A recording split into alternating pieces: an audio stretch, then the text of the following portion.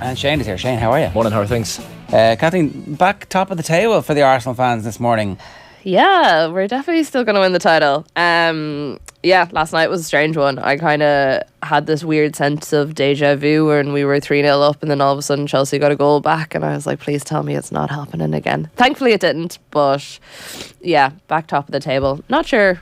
I don't really feel anything about it, to be honest. I just feel a bit numb to it all at this stage. It's not much of a surprise beating mid-table mediocrity at home, is it? I do think the whole world thought when it went 3-1 briefly going, if it was any team other than Chelsea, you'd give them a chance of getting back into this game given what's happened recently. But yeah. The fact that it was Chelsea under this manager, they're so disastrous. I mean, even look at Aubameyang's play last night alone, like 9 touches, 4 of those from kickoffs off at half time. Like, that's incredible. First start since the reverse fixture back in November. It did feel a little bit like Frank Lampard was like, who am I going to pick? There's a thing in football where you always score against your former team. Yeah. So, but come on, I know you've and he has a little bit of beef with Arteta. I'll stick him on and hopefully he'll do something. Yeah. And that very much was not the case whatsoever. I think Arteta may have tried that a little bit as well with Jesus and Zinchenko and stuff in the City game, and we all saw how that went. So I don't know how much stock we can actually put in that theory after the last week or so. I don't think Arteta was doing that. I think Arteta has no one else to play at that level. I do think that Frank Lampard is like such a... He's washed up as a football manager after this. Like, there's no... I don't think there's any coming back from this. No. Do you know the way that everybody's like, oh, what's there to lose from this? They're as bad as they could be under Graham Potter. Turns out things can always get worse. Imagine thinking Frank Lampard is a better option than Nagelsmann because he knows the club and is a club legend. What a horrific decision. But the Chelsea board have Frank made... Lampard will land on his feet. Mark my words, this will not be the end of Frank Lampard. I think it is. I don't know. I just think he's gotten this far. He's like a cat. He always lands on his feet, and for some reason he'll find some job. He'll go away for a little while. He'll come back. He'll like keep putting that narrative out there of like, oh, Chelsea, we're not that great. It also depends on what Chelsea do, I suppose, in the summer and like how they start the next season. But I don't know. I always feel like he'll resurrect somewhere. Not in the Premier League though. No, probably not in the Premier League. But like, I wouldn't be surprised if he went away, played at a lower league managed a lower league for a couple of years and then all of a sudden started creeping his way back into the Premier League. I totally would not be surprised. The only way to recover from this is to get involved with the England underage setup, and I can see a way back there. So, Frank could easily navigate his way through the FA hierarchy and end up in the England job at some point in the future, but I can't see any... look, in fairness, there are so many sackings. We say there's only 20 jobs in the Premier League, but actually there's probably about 48 jobs over the course of a season. And so maybe he gets another caretaker opportunity at the end of a season for somebody who's completely batshit crazy in terms of the owners. But at the moment, you can't see anybody giving Frank a gig on the back of the absolute rack and ruin that this has been. Oh, definitely not straight away. I just think he will come back at some stage. I think after this he will need to go away and, I don't know, hide on a nice island or something for a while. What's his coach? It was even listening to Cesc Fabregas after the match last night talking about Mikel Arteta's coaching style and his attention to detail. And it actually just struck me. I was like, well, what's Frank Lampard's coaching style? Like, there was a moment last night where you see Ben Chilwell coming over to Frank and looked fairly exasperated. Like, what's going on? What are we doing here? Frank's look back wouldn't fill you with too much confidence. I don't know. I'm concerned at the length of his managerial career now from this point forward. Like, it's not going to get any better this season for Chelsea either, is it? Like, well, they might avoid relegation. That'd be like they can celebrate. They can do a lap of honour on the last day of the season, or whenever they eventually secure the 1 point they need to.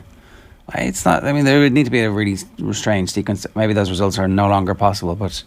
There was there an Athletic 6,000 word article on how Chelsea could end up getting relegated at one point? There might have been. I'm pretty sure there was in the last week or so, wasn't it? Felt that way, yeah. It's too long to read. Mudryk got a nice reception as well from the home Arsenal fans, of course, rejecting Arsenal very, very dramatically and opting for Chelsea. What a terrible decision he made. I don't think he rejected them really. Is it not that his club decided that there's a clown over here with a load of money, we're just going to take that and I'm really sorry, you're going to do what you're told? Yeah, I suppose it makes... Is that like, and the Arsenal fans rubbing it in, show a bit of class. I thought you were all marble halls and class, Arsenal. You noticed the green laser that was following him around the pitch? I didn't. Consistently as he ran around and even in his face. Yeah, there seemed to be a green laser that was consistently in his eyes. So yeah, clearly there was some Arsenal fans in the crowd that didn't quite like Mudryk playing at the Emirates in a blue jersey. But the thing is about like a game like last night, like Chelsea are on their knees. You know that you should really beat them, and you shouldn't really be taking any enjoyment out of the fact that you're doing it quite emphatically, and they look like lost chickens running around the pitch. But it's still very enjoyable. Like, they still are that sort of rivals, even though on the table right now it doesn't really matter and there isn't really any comparison between the two. It is still slightly enjoyable to see like the player that you thought you really wanted to sign go there. It's not, I don't know if he'll necessarily be a flop, but the whole Chelsea project at the moment is a bit of a flop. To be able to taunt Frank Lampard, the sort of player that used to taunt you for years at how absolutely awful he is as a manager. I think Arsenal deserve that little bit of enjoyment after the last couple of weeks. Yeah, look, the bit of Schadenfreude going on there, they've earned it this season. You have to say that they have at least earned looking down their noses at Frank Lampard and Chelsea. Do you have any hope that maybe there's a little bit of pressure brewing now out of nowhere? You do look at Man City's fixture list and go, it's like one of the easiest cantering homes that a team could ever have. I wouldn't say that. At the same time, like, it was Stevie Gerrard's Aston Villa who got up ahead of steam against them on the last day of the season last year. Now, I never had any confidence that Villa were going to stop Man City from winning the game outright last year, and they obviously turned it around in a 3.5 minute spell. But stranger things have happened, right? Now that Arsenal have stopped the rot against obviously the worst team in the Premier League at the moment, and I'm including Leeds. Is there any hope? Have they stopped the rot though? Like, say you're feeling numb, but not. Surely a little part of you still hopes. Not particularly. Look at their fixture. So they're home to West Ham tonight, then home to Leeds on Saturday at 3:00. New Leeds manager Sam Allardyce. Probably, yeah. Big Sam. It could be in the next 24 hours, you'd imagine. He'll come in. Then they have the Real Madrid game away at the Bernabeu on the Tuesday. Yeah. Followed by Everton away. Yeah. Followed by the home game against Real. Then they've the last 3 games of the season: home to Chelsea, away to Brighton, away to Brentford. Brighton and Brentford away. Last 2 games. They might not be fighting for much. Maybe they'll be fighting for Europa League or those spots. So you never know. They don't have to worry about the FA Cup final until after all those games. So that's the 3rd of June against United at Wembley. They aren't gimmies. Mikel Arteta sets on one. Sorry, these are Man City's fixtures. Man City's fixtures, yeah. Okay. Well, the game against Everton away is Sean Dyche written all over it. I mean, Dyche and Allardyce, 2 games in a row. Allardyce and then Dyche. I know. I mean, I would put Pep Guardiola up against both of them and both their teams. You can play 22 lads and we'll play 11 and still put Pep up against them. Just, given that it's... Allardyce has ruined title races before, didn't he? Destroy Arsenal's hopes a long time ago when they were in title race against Manchester United. I think he was a Bolton manager at the time. He knows how to do it. He'll set up to frustrate teams like Manchester City. Not saying he's going to beat them with that Leeds team for sure, but I'm just trying to furiously Google Guardiola's record against Sam Allardyce, and the first thing that comes up is Pep Guardiola has hailed Sam Allardyce as a genius as he prepares for Man City's trip to West Brom on Tuesday. So West Brom team that got relegated, yeah, genius. I mean, do the kids call that shit posting? That's just Pep, isn't it? Is that trolling? Yeah. Oh, usually is he serious? No, if Pep praises you, usually that's a bad thing. He's literally taking the piss out of you. Same with his own players, he tends to do that when players play fairly crap. Takes the focus off them by telling everyone, trying to convince everyone who has watched the game that they've played well, in fact. So yeah, Pep saying Sam Allardyce is a genius. Feels tongue-in-cheek, largely tongue-in-cheek. I actually can't believe Leeds are going for Sam Allardyce. You've got 4 games left in your season. I love the reporting. It's Sam Allardyce getting 500 grand base salary for the rest of the season, and then on one of the papers it's Sam Allardyce going to get $1 million bonus, and then 2 other papers have it Sam Allardyce going to get $2.5 million bonus. So in total, £3 million for the rest of the season for Sam Allardyce. Actually, you know what? I've changed my mind. Pep Guardiola's correct. Sam Allardyce is a genius. Someone said yesterday, Sam Allardyce wants the job apparently. No shit. Of course he wants the job. Look at the money involved here. He's got 4 games to do it. I'm surprised they didn't go with Michael Scabala for the remainder of the season as interim. But Angus Kinnear, I think, who's one of the executives at Leeds, Sam Allardyce has worked with him before with West Ham. There's also the fact that in those 4 games, Sam is going to have the midweek to work with the team. It's not like they have a cup or anything to distract. So we will actually have the week between matches to work with the team and I guess I wonder does Stamp Sam his style. Allardyce just have like a big red phone in the corner of his house, and whenever it starts ringing, he's just like, the money's coming. I know it's coming. Well, he has been in a job since that West Ham one, which is a couple of years ago. I was going to say he's bided his time, but I think, in fact, he just hasn't had the calls. I mean, it's who wanted him between then and now. His last job literally took West Brom to the Championship. It's a very desperate roll of the dice, and obviously it's not long term. It's literally these 4 games, do enough to prevent this happening. We'll give you the £3 million. He rides off into the sunset. Does he not stay on if he keeps them up? No, they're getting taken over apparently by the San Francisco 49ers, and they do not want someone playing long ball for Leeds next season. They want like something shiny and new and Silicon Valley and the hotshot young coach. That's what they want. And there could be an injection of cash to allow them to become a mid-table team with the hope of winning a cup, which, Leeds fans I think would settle for at this stage. Frank Lampard has totally blown up any chances of having a big manager's job, says PWGC. What is your user? I very, very rarely ask people's usernames because it's between you and your internet search history. But PWGC, is that GC Golf Club? That's what I was going to say. Pee-wee Golf Club, Periwinkle Golf Club.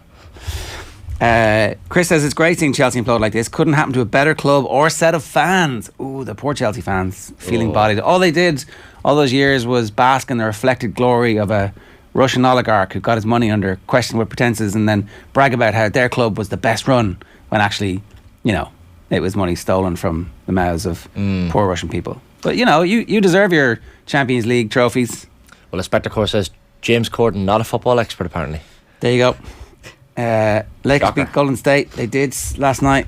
Steph couldn't get it done. What was the score? It was close enough in the end, but it's a 7-game series, Spectre Core, and it's LeBron versus Steph.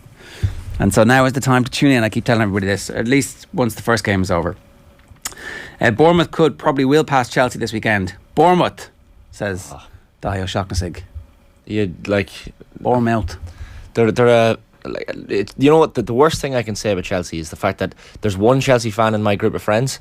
We have a group on social media that we chat back and forth on WhatsApp, and it was only last night that one of the lads wrote in and tagged Jimmy. Jimmy's his name. Shout out, and said, Jimmy, you're getting away awful lightly the last number of weeks. We actually haven't been abusing him. If it was any other club, we'd be abusing them, but because things are so bad at Chelsea, I think people felt a little bit wary and conscious of slagging off a Chelsea fan. But yeah, last night we were like, well, we have to lean in here. So if there's any Chelsea fans in your friend group, let them know. I mean, this doesn't happen too often. They could be back next year. They could offload a few of the bits of deadwood and bring in a decent new manager after Lampard. So if you have a Chelsea fan in your life, let them have it for a little number of weeks. I feel like Chelsea fans are never that fun to actually tease about things because they don't care. They don't really bite back in the same way. I don't know, if I think of all the Arsenal rivalries, Spurs always get something out of Spurs, United, Liverpool, whoever it is. Chelsea, there's not the same sort of, and maybe that's just because they've thought they've been better than us for a while, but so have all those other teams, so I don't really know what it is. Someone said they've won 19 trophies, Chelsea, since Arsenal last won the league. Which just serves to highlight last night and the gulf that's happened since. You'd be concerned if you're a Chelsea fan for sure. A couple of other things we should talk about. The Women's Nations League draw has been made, right? Yes. You can get promoted. We're in Tier 2. You can get promoted to Tier 1 if we win the group. We've got Northern Ireland, Hungary and Albania. But this isn't as convoluted as the men's. If you win your group, you're not automatically through to the Euros. No, so it still is pretty convoluted in that there's a whole Nations League that's going to happen before we go properly into the Euros qualifiers. So we'll technically, hopefully, by the group that we've drawn there, we should be in Tier A by the time the 2025 qualifiers come around. The 4 group winners in League A go straight into the Nations League final, and then group winners in Leagues B and C are automatically promoted. So what we're hoping is we beat Northern Ireland, Hungary and Albania, which we definitely should do, and then go straight into League A and then go into the qualification process there for the Euros, where it's much easier. You have a lot more opportunities and a lot more playoff fixtures to actually qualify for the full thing. So will there be separate Euro qualifiers after the League B? Yeah, so we have the Nations League starts initially this September, and then after that another league stage takes place. Oh, so there's a second league stage and then the Euro qualifiers. Yeah, where each team plays each other home and away, and then the 4 group winners and the 4 runners-up from League A automatically qualify for the final tournament, and then there's 2 rounds of 2-legged playoff ties for the remaining ones. Sorry to ask, right, but there'll be League A happening while League B happens, right? Yeah. And so that's irrelevant, the winners of that, though? So then, that's the thing. So there's loads of different pathways. So you can win League A twice? No. So if you win League A the first time around, that's just Nations League. That doesn't... No qualifier? No qualifier. That's basically to get your positioning for the actual Euros qualifiers. So say we play this first round, we play this first Nations League, and the teams in League A will contest to win the Nations League trophy. Okay. And the winners of that will qualify for the Paris Olympics. The winner and the finalist qualify for the Paris Olympics. Okay. And then there's another round of the exact same thing, except the teams in the leagues will have changed. So there is promotion and relegation in that first round. And that second time around... And the second time around... There are property places for the Euros on offer, and then after that there's European qualifiers. Yeah. And then it's basically the exact same process for the World Cup after that. So there's loads of games, which is obviously better. Yeah, well, hopefully. I mean, there's been a lot of talk about this FIFA global calendar over the last couple of years, and a lot of the big European clubs, we've seen the issues with releasing players ahead of this World Cup, are not massively happy with the calendar change. And like when this was announced, clubs were really, really unhappy with it. So it's going to be interesting to see how that is navigated over the next couple of years, because they don't want players playing more. I mean, even look at the news last week about Leah Williamson doing her ACL, Frank Kirby last night also out with a knee injury for the foreseeable future. Teams are worried about that side of things, so I don't really know how they're going to work it, but it is good for, say, smaller countries like ourselves who are looking to build up momentum and get that sort of international experience. So Frank Kirby plays for England. Leah Williamson's their captain, already ruled out. Looks like Beth Mead's going to be out as well. England kind of decimated by injuries at the moment? Oh, completely. Like, their whole back line is completely gone at the moment. Millie Bright should be back in time for the World Cup. Not entirely certain. Lucy Bronze is also out with a knee injury at the moment. She had keyhole surgery there last week, I think it was, who also should be back in time, but not a certainty. You know, you never know what complications of these things. Right. Basically, 5 of the starting 11 that won the Euros are all out with knee injuries at the moment. Okay. Are other countries suffering similarly, or is it just England? England have been particularly badly hit, but definitely other countries are. So like, say, France are missing Marie Antoinette Katoto. She's been out since last Euros. There's possibility she'll be back in time for the World Cup.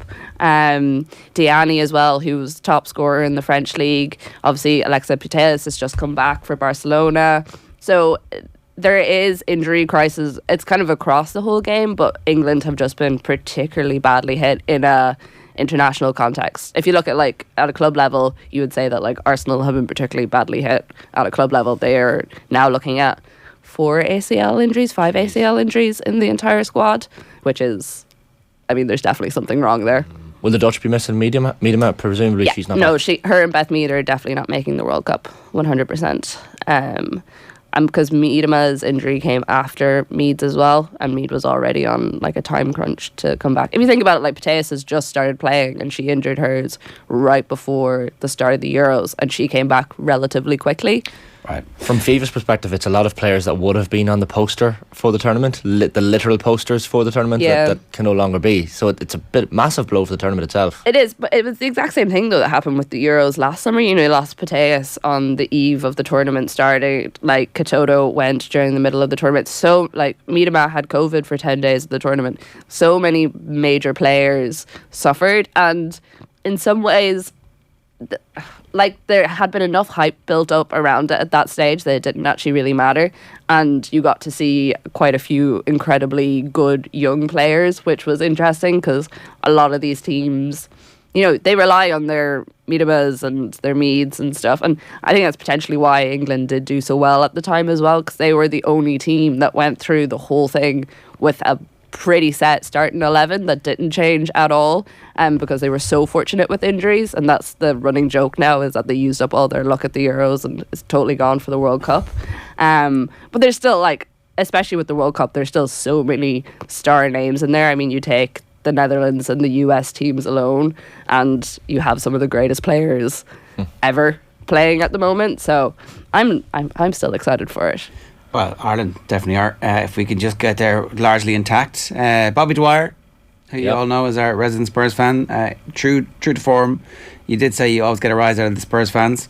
Chelsea Arsenal isn't a rivalry. Two strange fan bases singing together about how much they hate Tottenham whenever they play each other.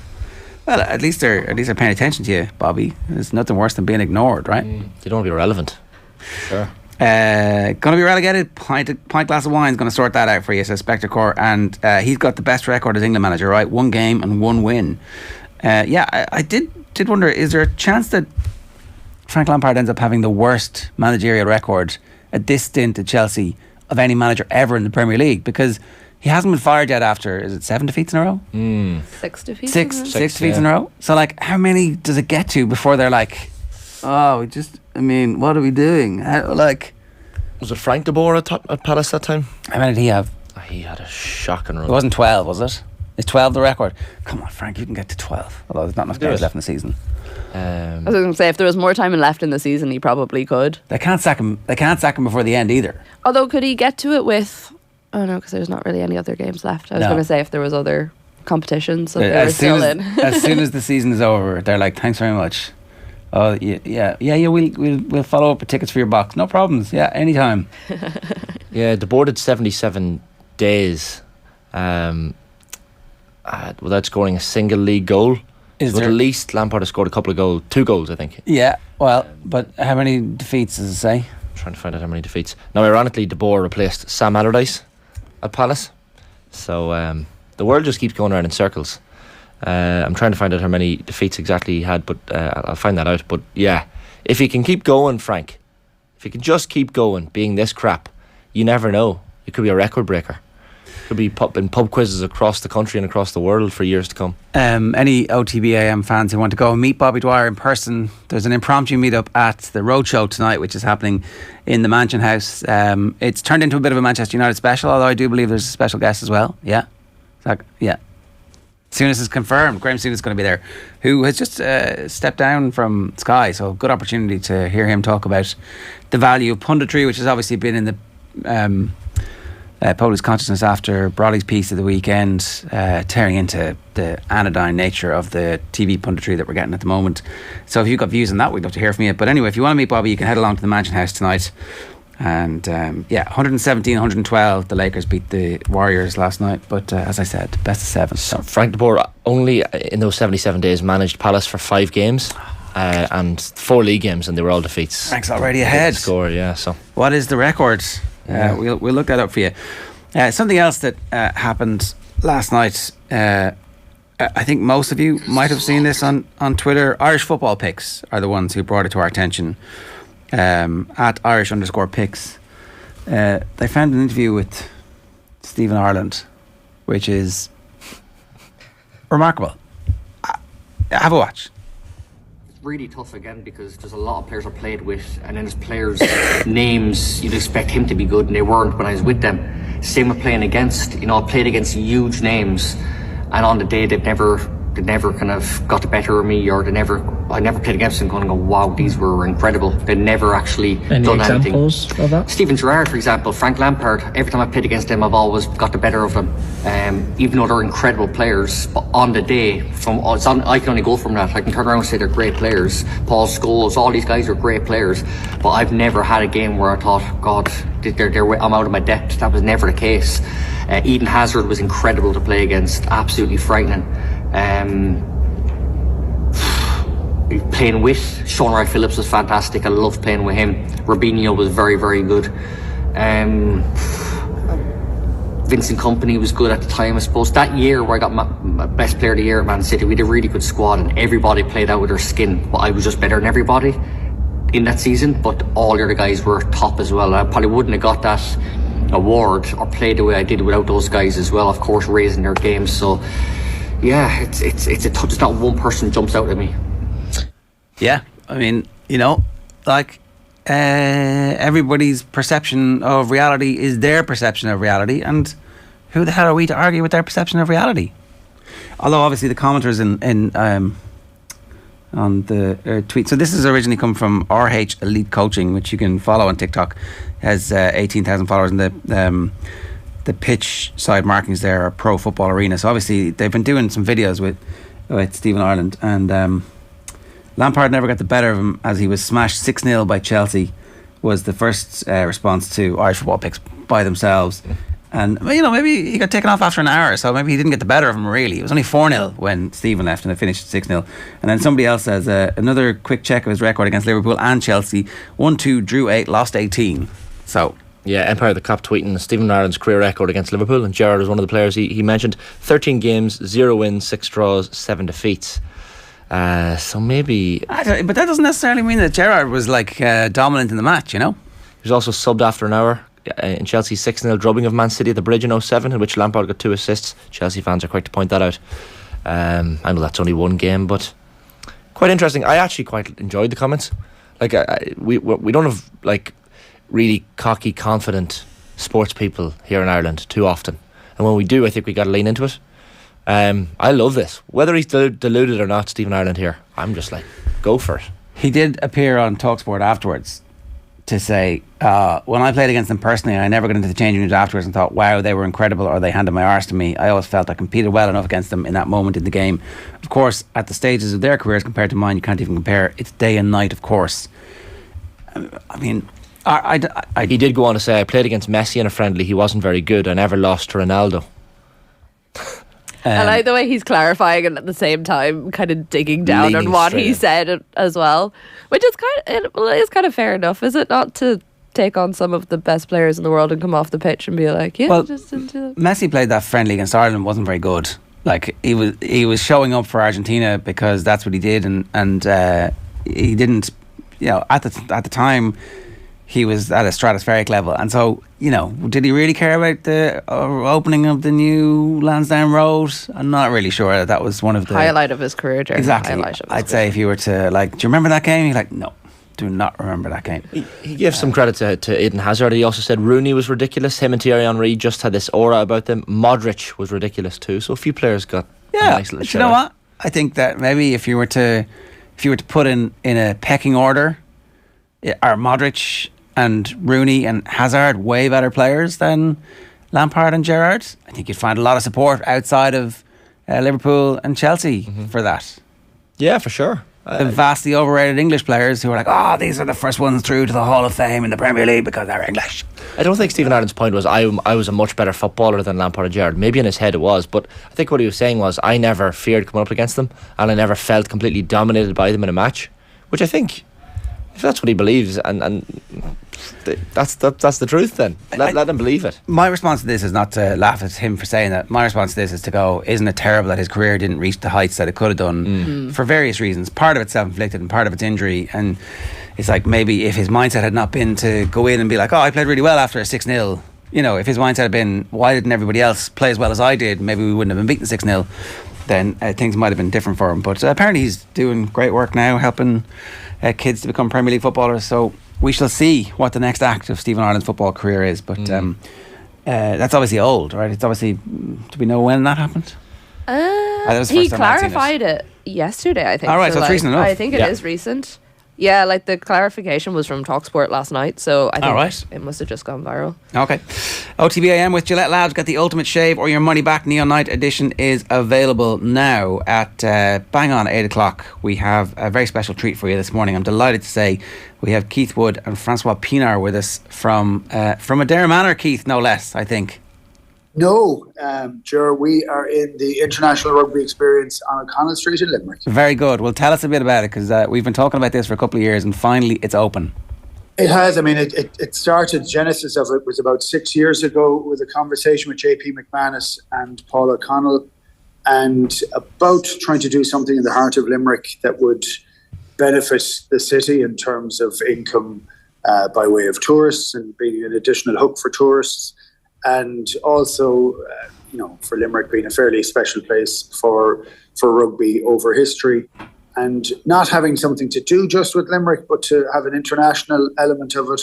So I joined, they asked me to join them at that stage, and we built out a list of international names of people to talk to see who they'd get involved. We spoke to 320 players of the game. They all said yes, all delivered voluntarily actually to this. And so for the last couple of days, we've dragged about 20 of them over to here and to Adair, just for the official launch of the international experience. And it's been phenomenal. It's been great and really well received. And it's pretty amazing stuff. Yeah, Francois, good morning to you. How are you? Very good, and you? Yeah, very good. We're delighted to have you with us. What's it like? Because obviously, I guess this is the first time most people will have seen it. What was your first impressions when you got there? Well, coming back here to Limerick is a hate-love experience for me, basically because in 1999 I played for Saracens at Thormond Park when this man next to me scored a try in the last second of the game to beat us. So that wasn't good. But coming back to this experience... It's very good. Very good. Coming back to this experience has been a joy. What they've done here for the city and for rugby, not only Irish rugby, English rugby, world rugby, is quite special. And the storytelling is going to continue. That's what I like about the whole experience is they are telling stories and showcasing great moments in the game. And we know that there are many more great moments that's going to come.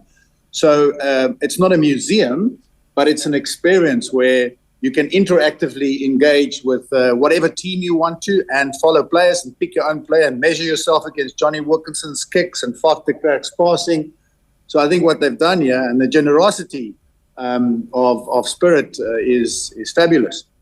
It's quite beautiful that we have you both together because I think, Keith, we asked you to pick your best 15 that you played against not too long ago on the show one morning, and Francois made the cut at number 6. I think you described him then as still statesman-like, and you described that how that moment in '95 with Mandela was a defining moment for yourself as well. It was. I mean, look, I try not to call him statesman-like in person because any boost. Lucky he made the cut, right? Last night when we had a glass of wine, he was abusing me. Yeah, well, deserved, of course, but it's lovely, the rivalry and camaraderie. And actually the rivalry when you're playing against, and we played against each other for, I suppose, 9 or 10 years. And when you play against each other, you have this huge rivalry and you want to beat them, and you don't get on, and you often don't get on. But that's respect. It is. It is. It's respect for one another. And then you get the chance, as a couple of pairs of has-beens, to to have a glass of wine, to have a conversation, to play a game of golf, to help each other with different things. And Francois set up an extraordinary foundation called Make a Difference on the back of that statesman-like conversation that he had in 1995. And then you want to be able to help different people do different things. So the friendships that have been forged in rivalry last forever. So that's been quite extraordinary. And it's been a lovely camaraderie. And there's been a lovely element here of people who've played with each other, played against each other, who've watched other people play. So we've had a load of the women's team in a round. And obviously we haven't played against them. But the conversations are the same, the crack is the same, the camaraderie is the same. It's been pretty fantastic. Now, rugby is special in that way. You know, when and coming back to that word respect, it's the respect for the competitiveness in the beast that's standing across the field from you, that this guy wants to win as much as we want to win. But where rugby is wonderful is you can then have a competition, it's full on, but afterwards you have a beer and the same with the crowds. I mean, the crowds can sit next to one another at a rugby game, obviously support their team, and after the game shake hands and say well done and move on. So that's why rugby is for me so special. It's given me so much in my life. Can I just, Francois, maybe my maths are right or maybe they're wrong, but it feels to me, if my dates are correct, it's literally half your life ago that you won the World Cup. So you've been a World Cup winner for literally half your life. Is that right? 28 years either side of that? Yeah, you're almost there. I'm 56, 57 now. So your maths is 100% wrong. I was 28. He definitely had some plastic work done. Purely restorative, Keith. It has been an incredible You know, I say this not to sound glib. I'm probably one of the most fortunate rugby players in the world to have shared that special moment in our country's history with one of the greatest leaders the world has ever seen. And to try and describe to people what happened in our country is just too emotional. It really is too emotional. The stories I hear 28 years later is fascinating, and it hasn't stopped. Especially, you know, when I travel from Cape Town to Johannesburg and I get on the plane, mostly it'll be black people that say to me, "Good morning, my captain," and then my heart just goes, "Wow," because that moment left a mark on everybody because of hope, because of Mr. Mandela, not because of myself and the team. Obviously, we had to play our role, but he came out and supported this team, and winning it was special, and that gave the country hope to build a democratic South Africa. You know, to go from apartheid to democracy without violence, it's just been because of his leadership, Woody. Yeah. Well, I mean, it's one of those things. I wasn't part of it because I went to the World Cup, got injured very quickly in one of it, but when I was sitting in my hospital bed getting my shoulder reconstructed, that was on the screen. Really? That was one of the last things I saw before I went under anaesthetic. So, and it was game changing for South Africa. It was game changing for the game, actually, and it needed it to be on a world stage. That was the world stage, and it turned out perfectly for you when you won at the end. Yeah, what has made it really, really special is Siya Kolisi, and you know, South Africa winning it with a black captain has really been important for us. There's so many kids that are coming through that never had the opportunity to play because of various reasons are now getting the opportunity. And you see the talents coming through. It's quite spectacular. Mokazola Mpimpi, Lucanio Am, you know, you've got Noche. A lot of these players tell their stories. And the Siya Kolisi story is incredible story. Extraordinary. And that again and that's where sport is so powerful. We're going to see it again this year at the Rugby World Cup, when everybody is hoping. Rivalry comes back again, I think that's allowed. Yeah.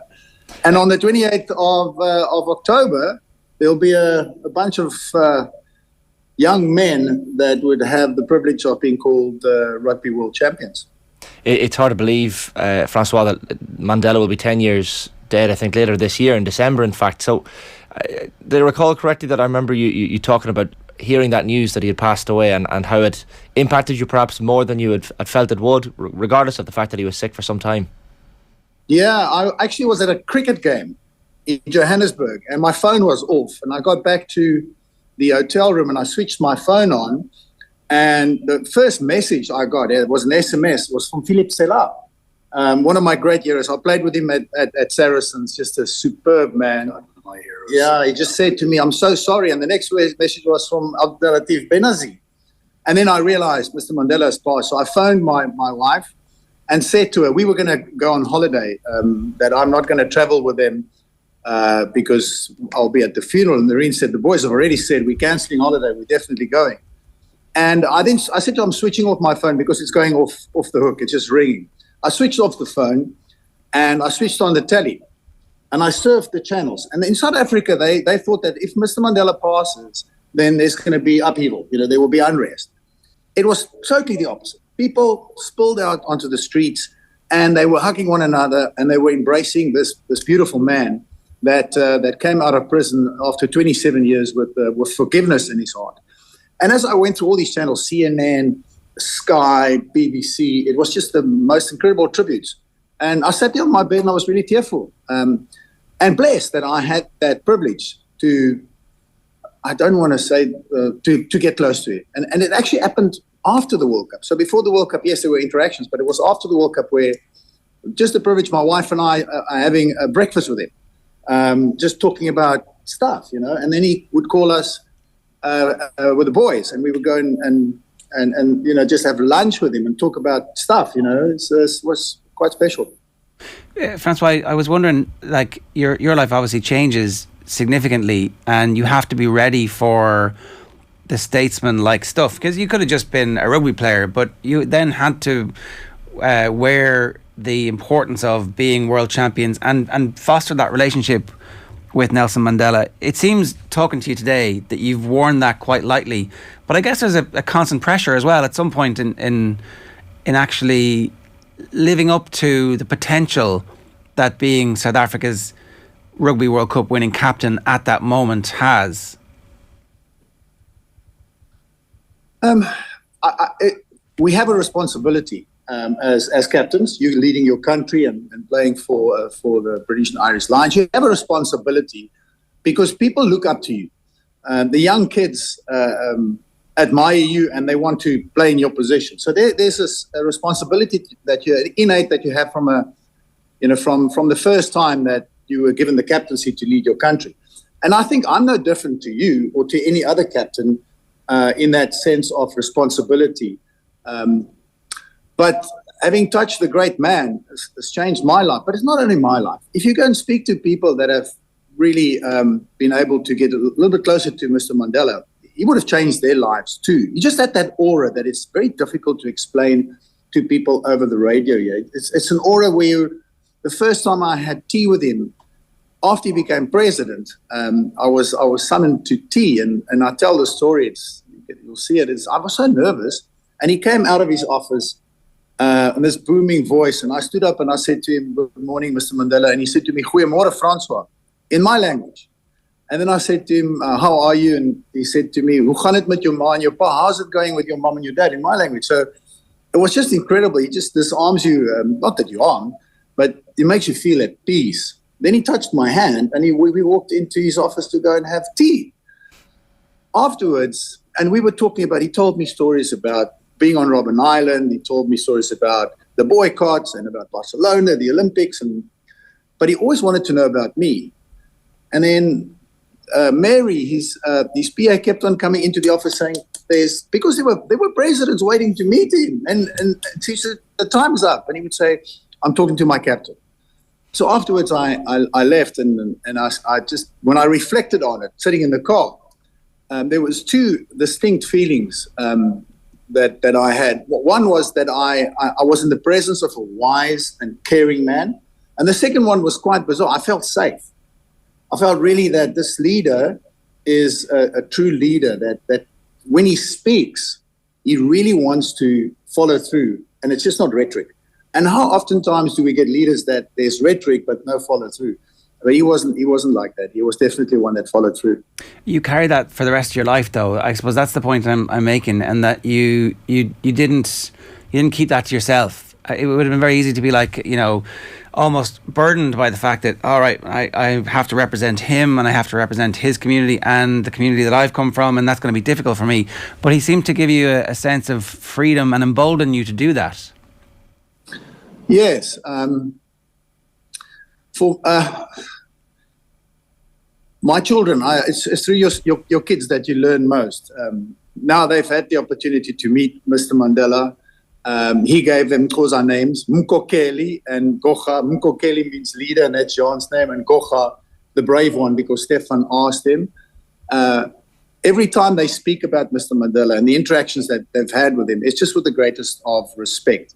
I'm just blessed. I really am lucky to have had that moment on a podium with him.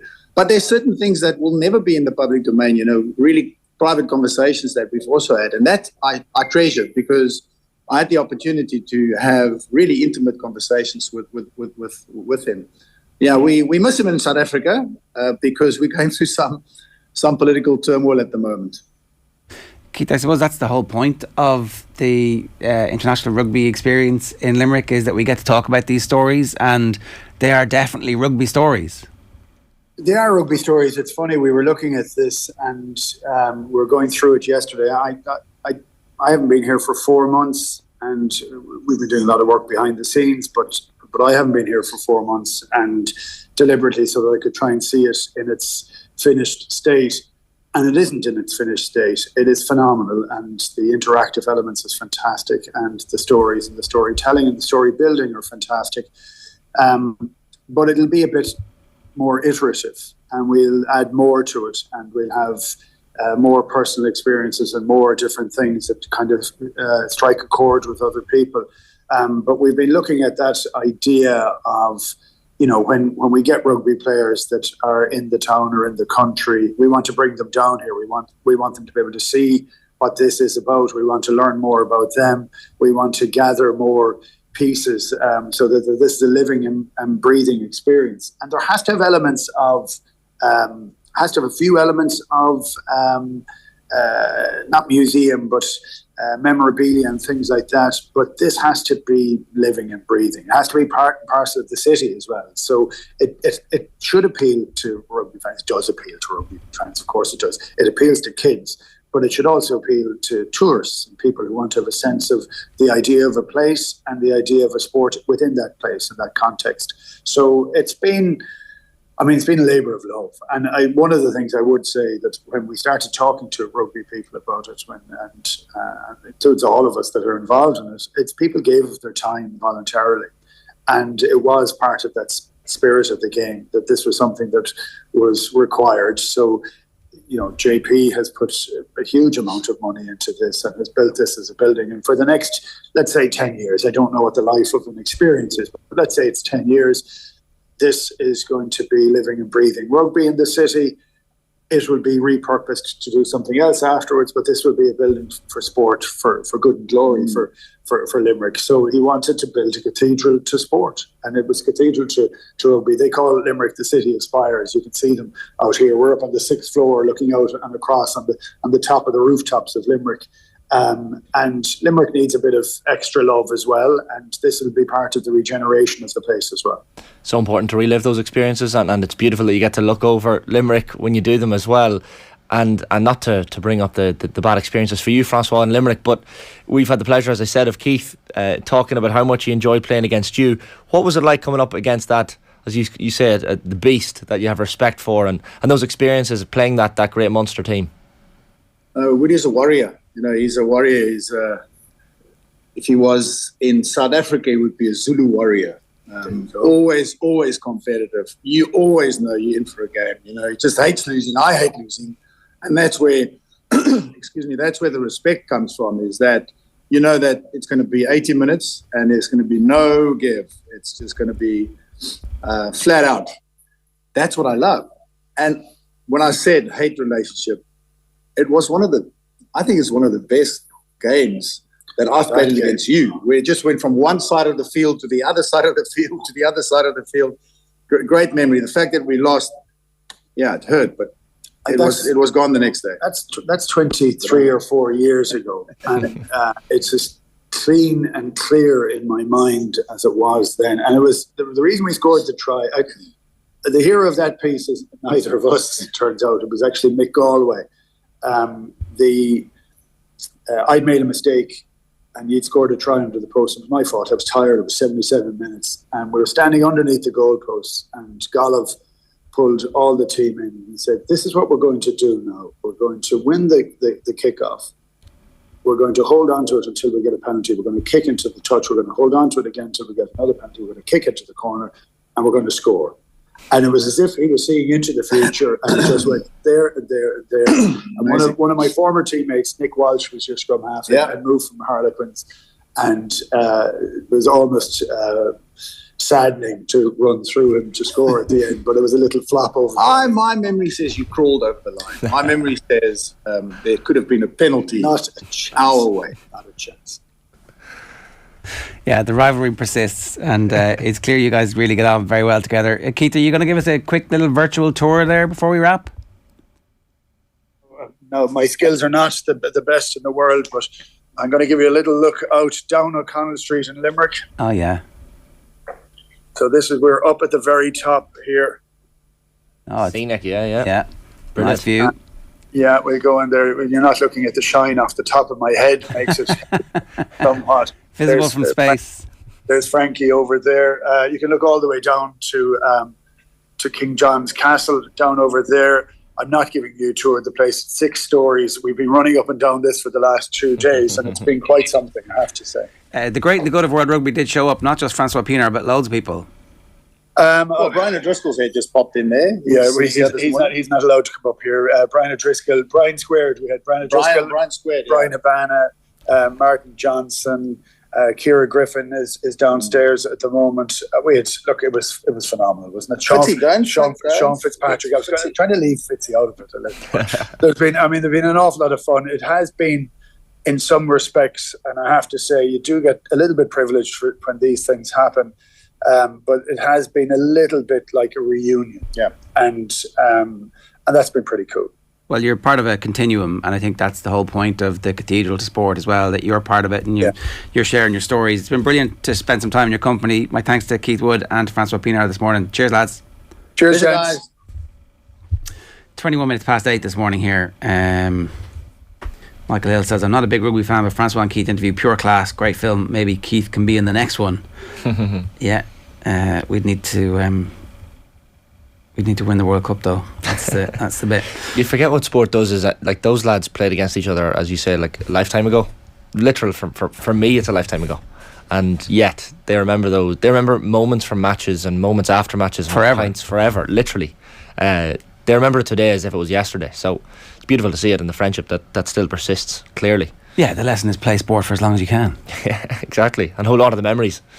You don't appreciate it at the time. I'd say a lot of people, sports people, feel that way, but clearly those lads appreciated it at the time and still do. Tommy, Paddy Andrews and James O'Donoghue are bringing the football pod to Killarney for a live roadshow tomorrow night. It's Thursday the 4th of May in the Great Southern Hotel with very special guest Mark O'Shea. This is your warning to get your last minute tickets now, because there aren't many left. It's officially a sellout, but they've added some extra chairs. Go to offtheball.com/events or search for the Football Pod Live Killarney. It's all in partnership with AIB. Check out the hashtag The Toughest for more to whet the appetite. Here's a clip from the latest episode of the Football Pod where the lads discussed the future of the blanket defence. The Football Pod is in partnership with AIB, proud sponsors of the Football, Hurling and Camogie All-Ireland Club Championships. Check out the hashtag The Toughest for more. Back after these. OTB AM. The Sports Breakfast Show from Off the Ball. Off the Ball Daily. A home for your favourite podcasts from Off the Ball. The performance rankings, You Had to Be There, the crappy quiz and a slight tangent. That's being a football hipster, isn't it? Yeah. Making up kind of weird names for positions. Subscribe to the Off the Ball Daily podcast feed right now. I think it might be the end of the blanket defence. I think that this weekend just put a nail in its coffin, because everyone now can pick their way around the blanket defence. They can be patient, work it around, pick a week. Clubs weren't too hot at it today, Jimmy.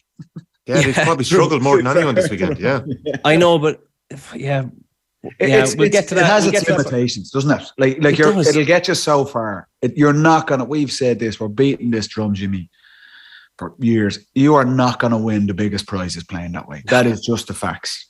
It's not enough.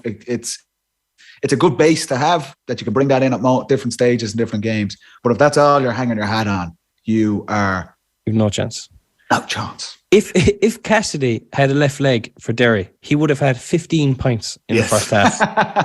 Honestly, he picked up a couple of beauties, to be fair to him. Yeah, he kept getting the ball in the 12 pocket.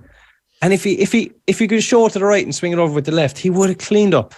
But even today, like, Down went ultra defensive, and Armagh knocked out 4 goals.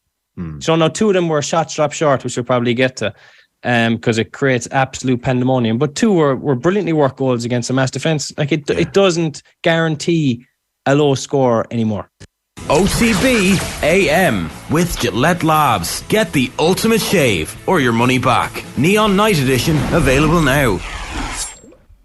Right, so some live comments for you. Geronimus Bosch says Stephen Ireland is pretty arrogant for someone who won nothing. Well, that's not true. He was Manchester City Player of the Year, Geronimus. I think you'll find. She clearly still enjoys the fact that he won that. They're a bunch of good players. Like, it was a star-studded, expensively assembled squad, and the kid who came through the youth system was their best player.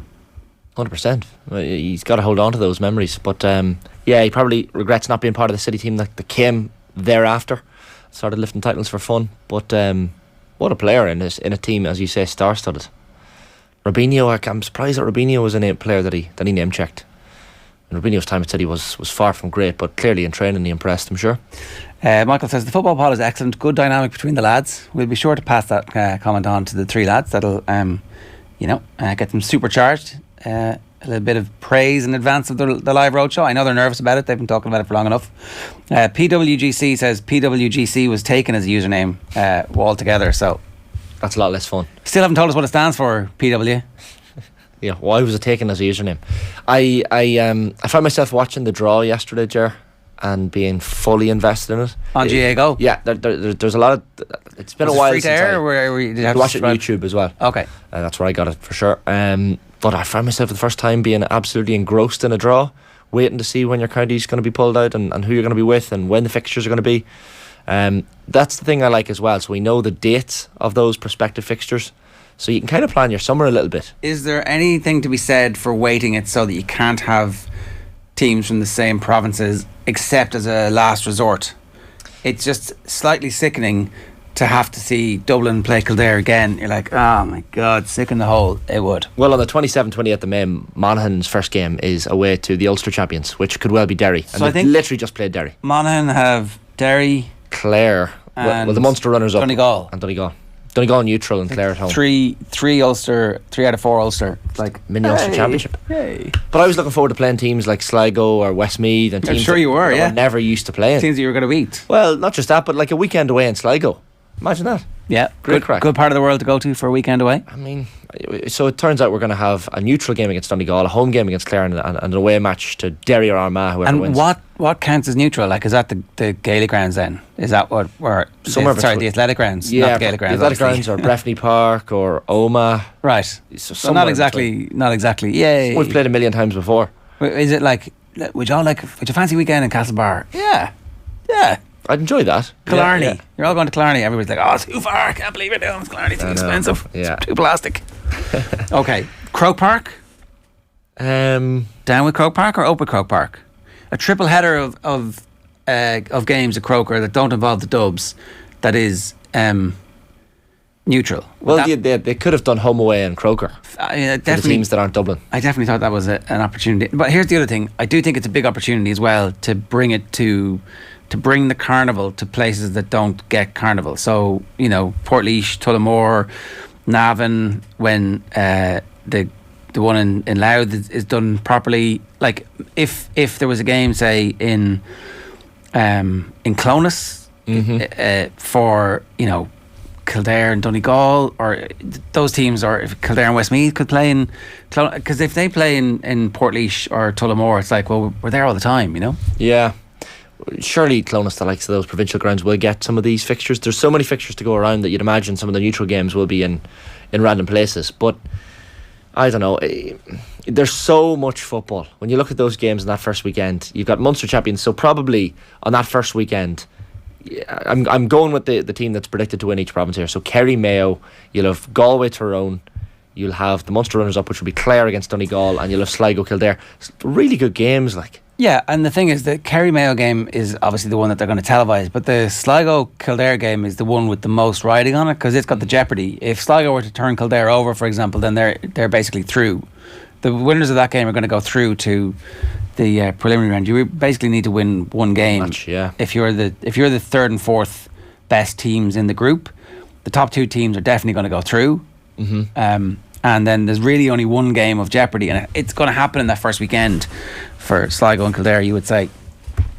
So that'll be a big game with a lot riding on it. And then so Kildare have Dublin at home. I think Kildare's home venue might be Croke Park, but I'm not sure. I haven't seen that confirmed anywhere just yet. But it'll be interesting to see where the fixtures are, and there is a possibility then Dublin will have 3 games in Croke Park. Which seems like could be. Is there any?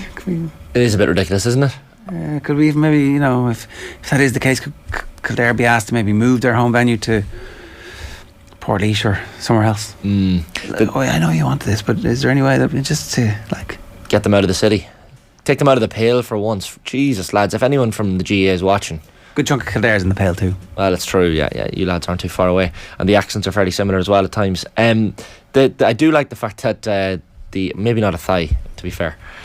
South Kildare is a bit different. I do like the fact that the fixture weekends have been announced. I'm going to turn into a festival guy this summer, I've decided, Ger. So knowing which weekends you have to dedicate to your county and which weekends you don't, it's quite important to a lot of people, even planning summer holidays. This might sound facetious and like I'm joking here, but I'm actually not. So many families in Monaghan and counties across the country want to plan holidays around when or not their county are playing. So if you see now, for example, that you're off for a week or two, You can easily plan a holiday away. Makes sense. Is there a week off in between? I don't think there are. So, well, the first weekend is 20th, 21st of May, of 27th, 28th. Yeah, it depended on which county is which. And how far you reach. Exactly, yeah. But at least you'll know for a few weeks what your plans are. Which is unlike previous years. You might have had that luxury with the Super 8s, but generally speaking, you're waiting to see if your county wins or loses in the provinces to see how far you'll go. All right, maybe we'll run you through the papers for a few minutes because they're busy today and there's no consensus about what the main stories are. Time for the papers.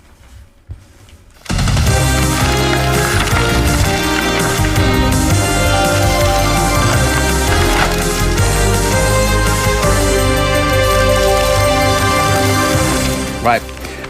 Sexton, I'll be ready for the World Cup is the back page headline on the Irish Independent. We had the story. Aisling O'Reilly was down yesterday. He was at the International Rugby Experience in Limerick and was talking about how he expects to be back for pre-season. So he's not going to make any more games for Leinster this year, but a similar injury he had to Van der Fleer, and Van der Fleer got back in record time in 9 or 10 weeks.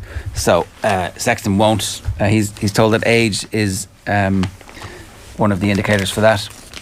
Sorry, the other big news there is that Michael Verney is reporting that Cian Lynch will return to training next week and will be ready for the Tipperary clash. And the other news is that the Sean Finn injury is not as bad as initially feared, although I think that is still TBC with scan to come. Kerry versus Mayo opener on the cards. That'll be the one that, hopefully there'll be big games in the first week, big games second week, big games third week, big games week 4 that actually keeps the whole thing going. And then the Tailteann Cup groups, which we haven't really spoken about yet. Yeah. So it's juicy enough, yeah. Cavan, Offaly, Laois and London. Meath, Down, Tipperary and Waterford. You can see Tipperary, if they're able to roll, giving themselves some hope against Meath, no matter where that game is, given the difficulties Meath are in at the moment. And Down, you would say, are probably favourites to come out of that group. It's Limerick, Wicklow, Longford and Carlow. Wicklow's form is really excellent, it turns out. Turns out Kildare aren't bad and Wicklow pushed them to the pin of their collar. Limerick pushed Clare to the pin of their collar, and after that was a bit of an unknown about Longford and Carlow. And then Group 4 is tricky. It's Fermanagh, Antrim, Wexford and Leitrim. And Leitrim had high hopes this year that they weren't actually going to be in the Tailteann because of the side of the draw they were in. So we'll see with that one. Hurling Unites is Dylan Quirkes. Remember, that was the other big launch that happened yesterday. Community flocks to Clonulty Rossmore GAA Club for the launch of the Dylan Quirke Foundation fundraising drive. All of the managers showed up for that one as well. And that was hugely important that they did. And then obviously all the English papers are reporting on the 3-1 win for for Arsenal rather, against Chelsea last night. That puts Arsenal ahead of Manchester City at the top of the table there. Now, we are turning our attention to hurling at 8:33 this morning. A reminder, OTB AM is live with Gillette Labs. Get the ultimate shave or your money back. Neon Night edition available now. Colm Galvin, former Clare hurler, joins us. Colm, good morning to you. How are you? Good, how are you? Yeah, pretty good. Very excited time for Clare hurling, given the quality of the performance that they put in against Limerick. Did you see it coming? Yeah, no, to be honest, I didn't. After a performance against Tip, I was sort of doubting them a little bit, I suppose, as many people did. But after that performance, it was unbelievable. You sit in the stadium and all the Clare supporters were roaring and shouting. I was a bit jealous not to be on the field, to be fair. But yeah, it's great turnout, great result, and just overall a great day. Was there a change in approach from the Tipperary game that was significant, or was it just that the team took a bit of confidence from going well early on in the match? I guess what I'm saying, was there a significant tactical tweak from the first day out? I think it was just more of attack minded approach, and the backs seemed to be a lot tighter, which enabled the forwards then to be able to push on and get scores that maybe they weren't able to get the week before. So, it's only a 7-day turnaround. So, no, it's actually a 6-day turnaround. So, it was Sunday to Saturday. So, for them to be able to float that performance was unbelievable. You'd like to Ryan Taylor, Dave McInerney, John Conlon, centre back, just all pushed up in their men and just made it very hard for the Limerick backs to get a score, which is very hard to do. You know, Aaron Glenn missed a couple of easy frees probably.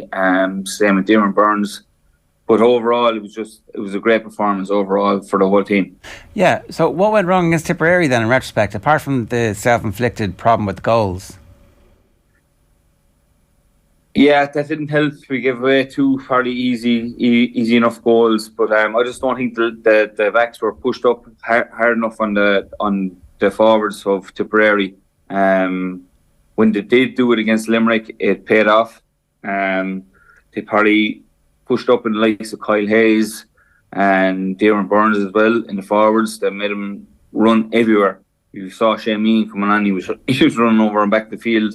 Because I'd say he's a nightmare to mark. So, but yeah, just pushing up, I think made a big difference in our play anyway. I'm wondering as well, like, is the fact that Clare needed to win to keep their championship hopes alive and got the win, like, I'm sure that's a good sign, Colm. You have that big game in a couple of weeks as well against Waterford. That'll be in Thurles, of course, neutral venue. But the fact that Clare got the job done with a little bit of jeopardy as well is a good sign. Yeah, probably. Yeah. You know, they knew they had to at least draw, if not win the game. So for them to be able to do that was savage. As you said, playing Waterford and Thurles is going to be another big game. You have to win that as well. So I think they're going to beat Waterford, hopefully, anyway. But at the same time, you just don't know, with this Munster Championship is so tight and everyone's so good at this level. It's going to be a tough game. But after coming out walking out of Gaelic grounds last day, I was very happy. Decent spread of scorers for Clare as well, which is definitely a positive for Brian Lowe. And even in the first half, you had great scores from Tony Kelly and Aidan McCarthy and Mark Rogers, among others. That's something that clearly, to win an All-Ireland, to win a Munster Championship as well, you need people popping over from all sorts of angles. So that's definitely a positive for Brian Lowe. Oh yeah, absolutely, yeah. You know, the amount of scores the lads got from out the field was great, but it was I thought it was their work rate was probably set them apart, to be honest with you. You looked at Shane Donnelly, he didn't score a whole lot, but my God, the work that man did, and same with Ryan Taylor. But if we can get a few more goals in our system, we'll be happy anyway. The question now as to where Limerick are at kind of came up after the match, and John Kiley was talking. We spoke to Sarah O'Donovan yesterday about how John Kiley was saying it was a very downbeat Limerick dressing room, which I guess sets a fire under their arses for the rest of the season, which could lead to worrying things for everyone else. Is this something, do you think, that opens up the championship a little bit, this result, or do you think Limerick will just push on from here? Yeah, possibly. Yeah, it probably, like, in one way it was great to get the win, but it probably did wake him up a small little bit, you know. Like the other thing about it is, like, Keane Lynch come off injured, Sean Finn went down at half time, so there are two massive losses for them. I know Mike Casey comes in full back, he's a savage full back as well, so you won't be too worried about that. But like Keane is their sort of playmaker in a way, so they'd be worried enough about that. Broad Hegarty will come on as a sub. So were they playing their full card? I don't think so. But I don't think to be overly worried. I think John Kiley has a few tricks up his sleeve yet. I'll talk a bit more about Limerick in a moment, but in terms of Clare and what they've learned from last season, where obviously they were involved in one of the best games that we've ever seen in the Munster final against Limerick, the one that went to extra time. Ultimately they fall flat against Kilkenny in the semi-final, and there was no specific reason. I don't think we ever anyway heard afterwards about something, and I wouldn't say they're that far away from Kilkenny really. Like, there's no way they're that close to Limerick, and we've just seen them beat Limerick. And is that still going to hang over Clare, do you think, until they get out of Munster and beat a Galway or a Kilkenny and just go, okay, there's two championships here. Whether or not you win or lose in Munster, they have to park that and then go on and take the All-Ireland series separate.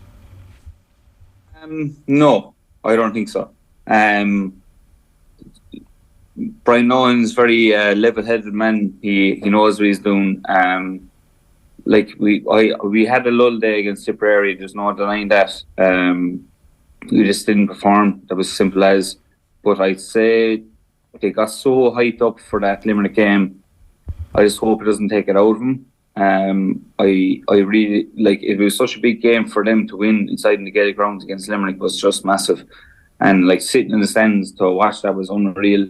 I think they're going to bounce on from that hopefully, and push on. But I don't think look, it was just a bad day against Tipperary as well. You know, it was just we were trying to get ahead every time we got the ball, but we left 2 soft goals, whatever, and killed us.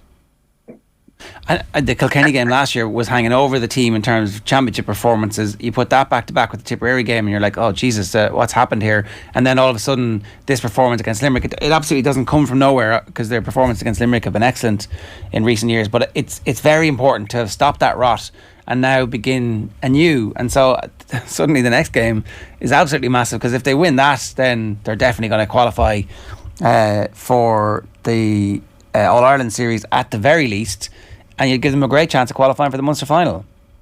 Yeah, absolutely, yeah. And you know, like, players don't need to be told that either. They know themselves, like, they know what they have to do, and they know that they need a big performance the next day for any hope of qualifying to the Munster final, as you said. But from such a high, to try and keep it going is going to be hard for them, maybe. But I've great faith in them, in that they will do that, because the players are there. I actually watching Dave McNerney walked off the field nearly 5 minutes after the final whistle. He wouldn't even talk to the supporters, nothing. He walked straight into the restroom, because he knows what has to be done. So that's a massive mindset to have. For him, he knows that's only a Munster Championship, 1 win. So for him, I was watching him. It was mad. Myself, I think it was Malone as well. Colm Malone walked into the dressing room straight away. They know what has to be done. They're not silly. They've been around a long time. So that was a great sign for me anyway, that they know that the next day is a big day as well. How important is Brian Lohan in kind of setting up that mindset, Colm? You're a man who would have shared a dressing room as well with Brian as manager, and I know he's probably a man of few words, but when he does speak, you listen. Absolutely, yeah. He's a very quiet guy when it comes to talking outside of training, but when he's inside there, Jesus, does everyone listen? Absolutely, yeah. Really nice guy. Just very, very fair. He'll tell you what he's thinking, and there's no bull about him. When he wants you to do a job, he'll let you know. When he doesn't want you to do a job, he'll let you know. Just a really, really sound, solid guy. How will the players who are part of the team ignore all of the noise about the fact that it's Davy next time up? Do you know what? The team is so young now that a lot of them wouldn't have actually trained under Davy. Bar Tony, John, Davy, maybe 1 or 2 more, but that's it. Sods. The rest wouldn't have played under him. They're all so young. So that won't affect them at all. They will have everybody in the county coming up to them going, oh, it's Davy next, Davy next, Davy next. How are you going to go against Davy? No, they're probably worried about the sweeper, I'd say, if anything comes up. No, look, they won't be worried about that at all. Davy done a massive, in my career as well, done a massive favour to us. He was a great manager too. You know, his heart's in the right place and stuff like that. So to be no bad aroma around that anyway. But look, it'll be an interesting game. They're going to set up, and you know, we'll be going out to win the game anyway, hopefully. And our forwards are flying at the moment, so it'll be interesting to see who picks up who. I have one last question. You talked there about Kyle Hayes and Dermot Burns and what Clare did to try and diminish their impact on the game, and it's clear they managed that. So do you think there's a template there? Can other teams do what Clare did, or was it specific to the talent that Clare have at their disposal? Well, it's a bit of both, really. You try and go Mark Tony 1-on-1, best of luck to you, because he'll be roaming around the field. If you do the same to Shannon O'Donnell, best of luck as well, because like you can set up a defender if you want in front of them, but the lads are well able to take points from outside as well. So you like the likes of Dave Sherrills, you'd likes of Dermot O'Connor, and you have just John Conlon as well as able to take points from out of field. So you either sit a man back in front of the full forward line or you don't. It'd be very interesting to see what happens anyway. All right, good stuff having you with us this morning, Colm. Thanks a million for joining us. No bother, thank you. It's Colm Galvin, an All-Ireland winner with Clare in his time. I'm just looking at the odds here. Clare are now 10-1 to win the All-Ireland. Limerick are still odds-on favourites, 6-4 on at this stage. It's funny how one win, I don't know what price Clare were heading into last weekend, but there was a good chance they weren't going to make the All-Ireland series. There's still a chance they don't make the All-Ireland series. They have no gimmies left, but they've won on paper the hardest game. A few troubles at Waterford as well after that game against Cork, and the fact that Waterford don't have the home advantage, given all the work that's going on in there, and it's going to be in Thurles, gives Clare a bit more of a hope, you'd imagine, as well in that game. So I'd fancy Clare to win that one and progress. You would. You definitely would. Look, plenty more to talk about when it comes to the hurling. In the meantime, at 8:46, Cathal Mullaney is with us. Cathal, good morning to you. How are you, lads? How's it going? What is going on? Well, we're waiting for Big Sam to be appointed. It's been a turbulent 24 hours or so, but no official confirmation from Leeds United about Sam Allardyce's appointment as manager. Javi Gracia is set to exit Elland Road after just 2.5 months in charge. A couple of games in the Premier League tonight. Liverpool against Fulham, and Manchester City can go up to the top of the table again if they beat West Ham at the Etihad Stadium. Arsenal returning to the summit after their 3-1 win over Chelsea last night. Chelsea have the chance meanwhile to close the gap on WSL leaders Manchester United to 4 points this evening.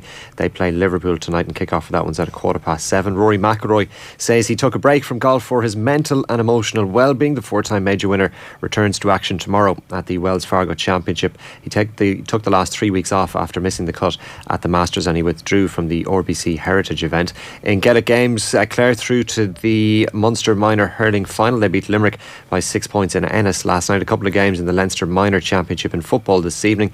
Wicklow face Louth and Wexford play Laois, and there's racing today at Gorham Park, where the first is off at 10-5. Sligo happy or unhappy with the draw? Oh, happy, yeah.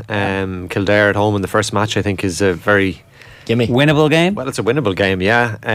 Actually have quite a good record against Kildare in the championship over the last 20 years or so. Yeah. So is it twice in the qualifiers? Definitely beat them in 0-1 was the big one in Croke Park, and beat them in Markovich Park in a qualifier 4 or 5 years later. And I remember a league win in Newbridge as well not too long ago. So that's one they'll be targeting. But look, it's great to see Sligo in the mix with the bigger counties and get in Dublin. I think in a neutral venue is a help rather than playing them in Croke Park. Black versus white. Do we know? So it'll be, where will the game be?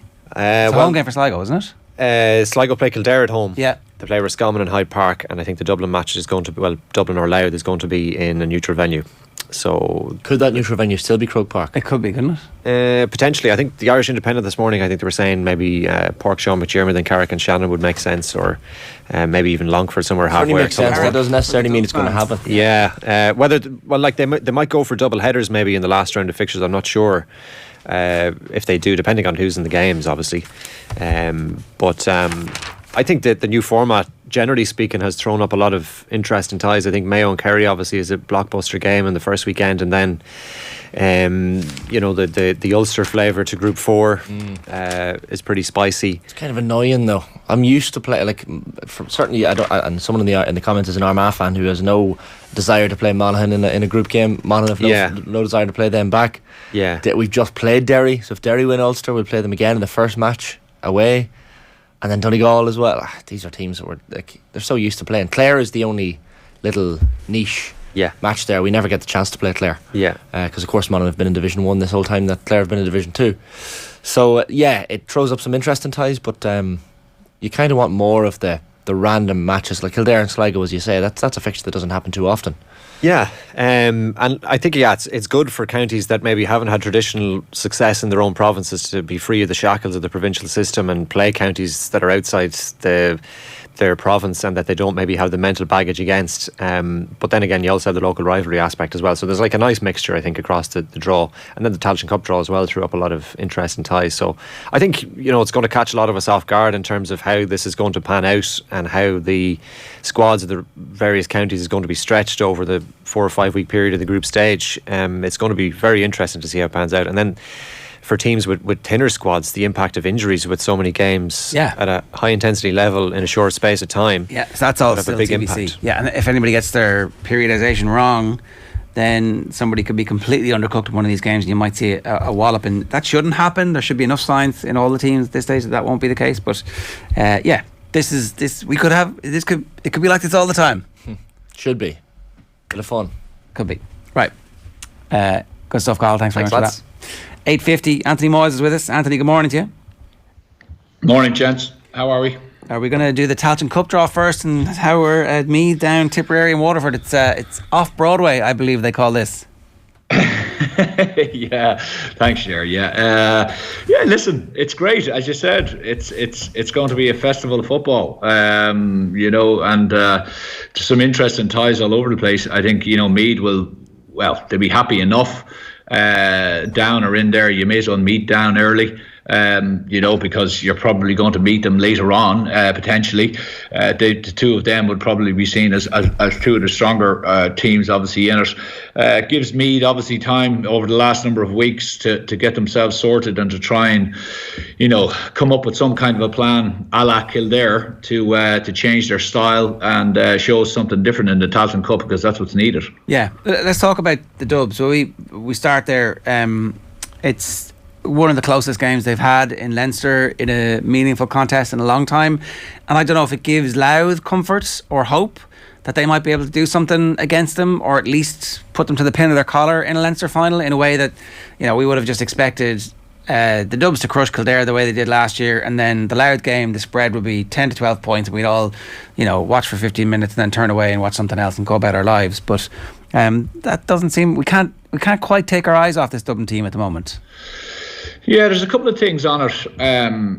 I think Kildare, first of all, learned obviously from last year, and they showed us something different, which was, fair play to the management team and the players to be able to adapt. They showed sprinkles of it during the league, but no one probably thought that they were going to come with that kind of a game plan, which essentially is the game plan of modern football. To be prepared to have players behind the ball, to be able to break at speed. If you remember last year, Ger, where they were caught very badly with some, tracking runners being very open at the back, and they conceded those goals, and then all of a sudden the stuffing was knocked out of them very early. This year they made sure that they stayed in the game.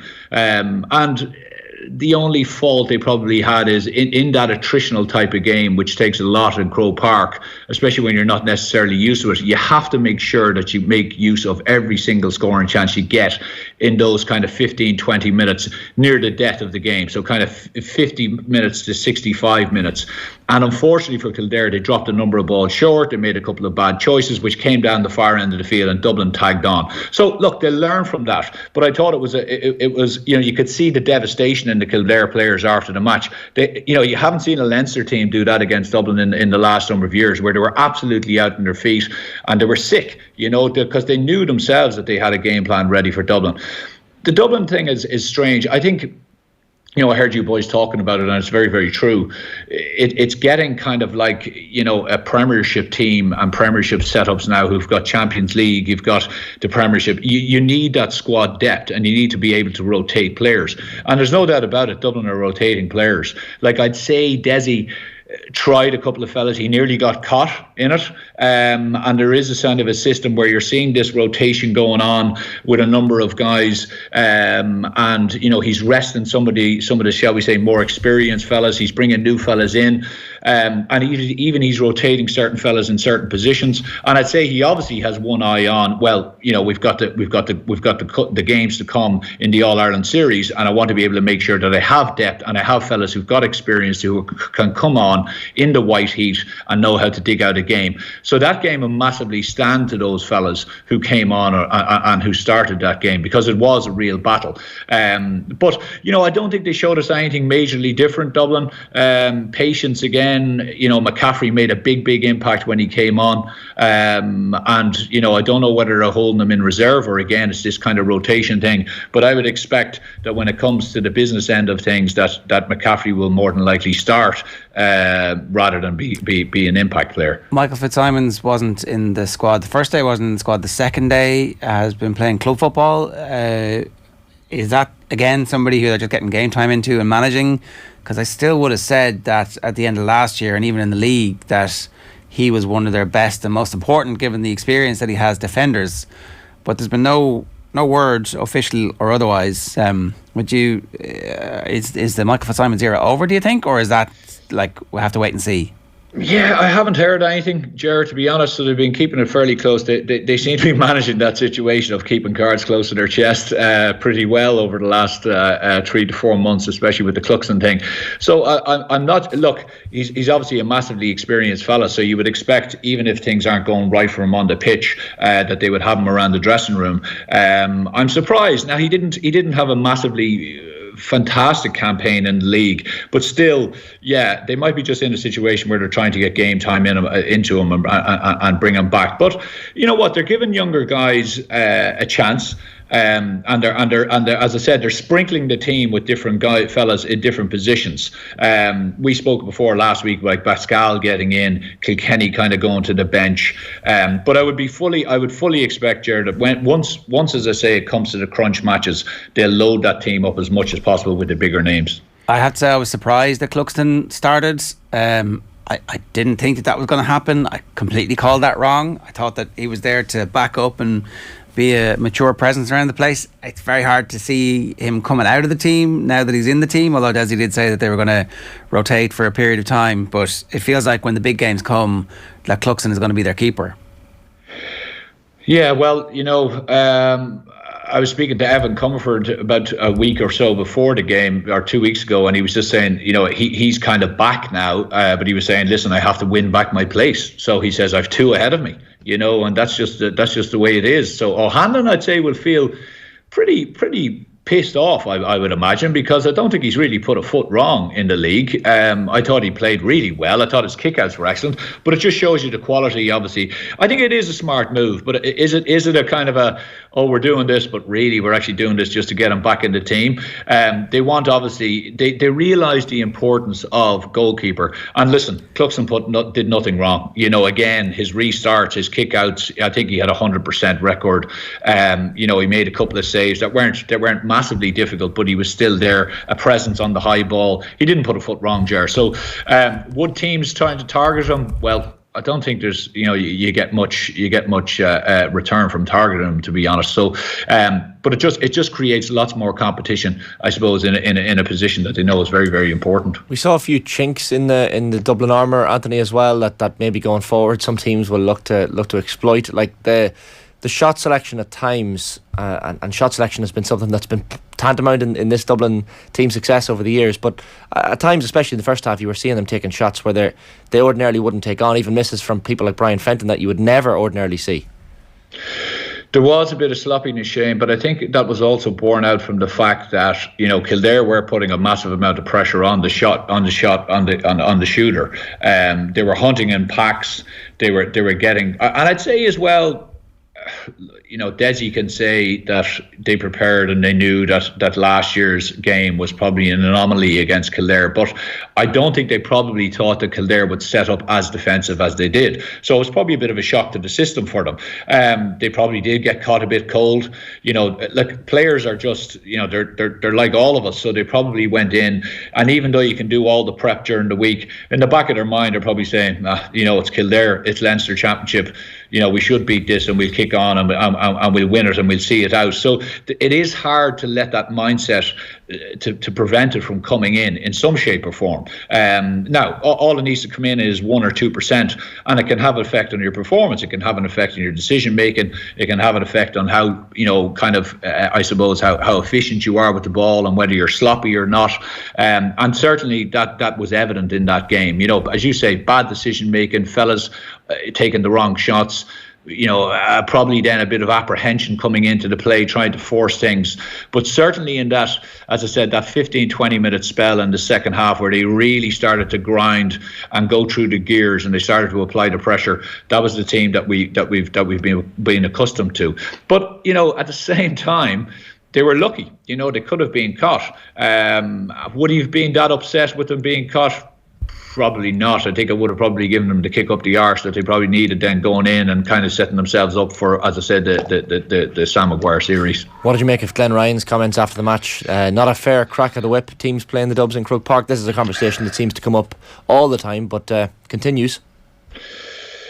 Yeah, I think he has a point, and some people would say sour grapes, and people can talk about everything else. Like there is a familiarity in there. I thankfully, during my career, played in there enough times, and what ends up happening is you get your same spot in the dressing room. It becomes like when I played in Navan, you have your own spot. The main players have their own spot. You kind of walk over to the same spot. You're in there every year. I would imagine Dublin are very, very, used to that. You have the same guys saying hello to you on the way in. Most of them are Dublin lads from clubs around, so they'd be high-fiving the Dublin players coming in. Well, they'd be respectful for other teams, but there's not the same kind of camaraderie and welcome, shall we say. So there is most definitely a feel that when the Dublin players come in, they're coming into their home ground. It's absolutely. I don't think over my career of 13 or whatever years we played Dublin in Parnell. I think we may have played them once or twice in Parnell Park, maybe once.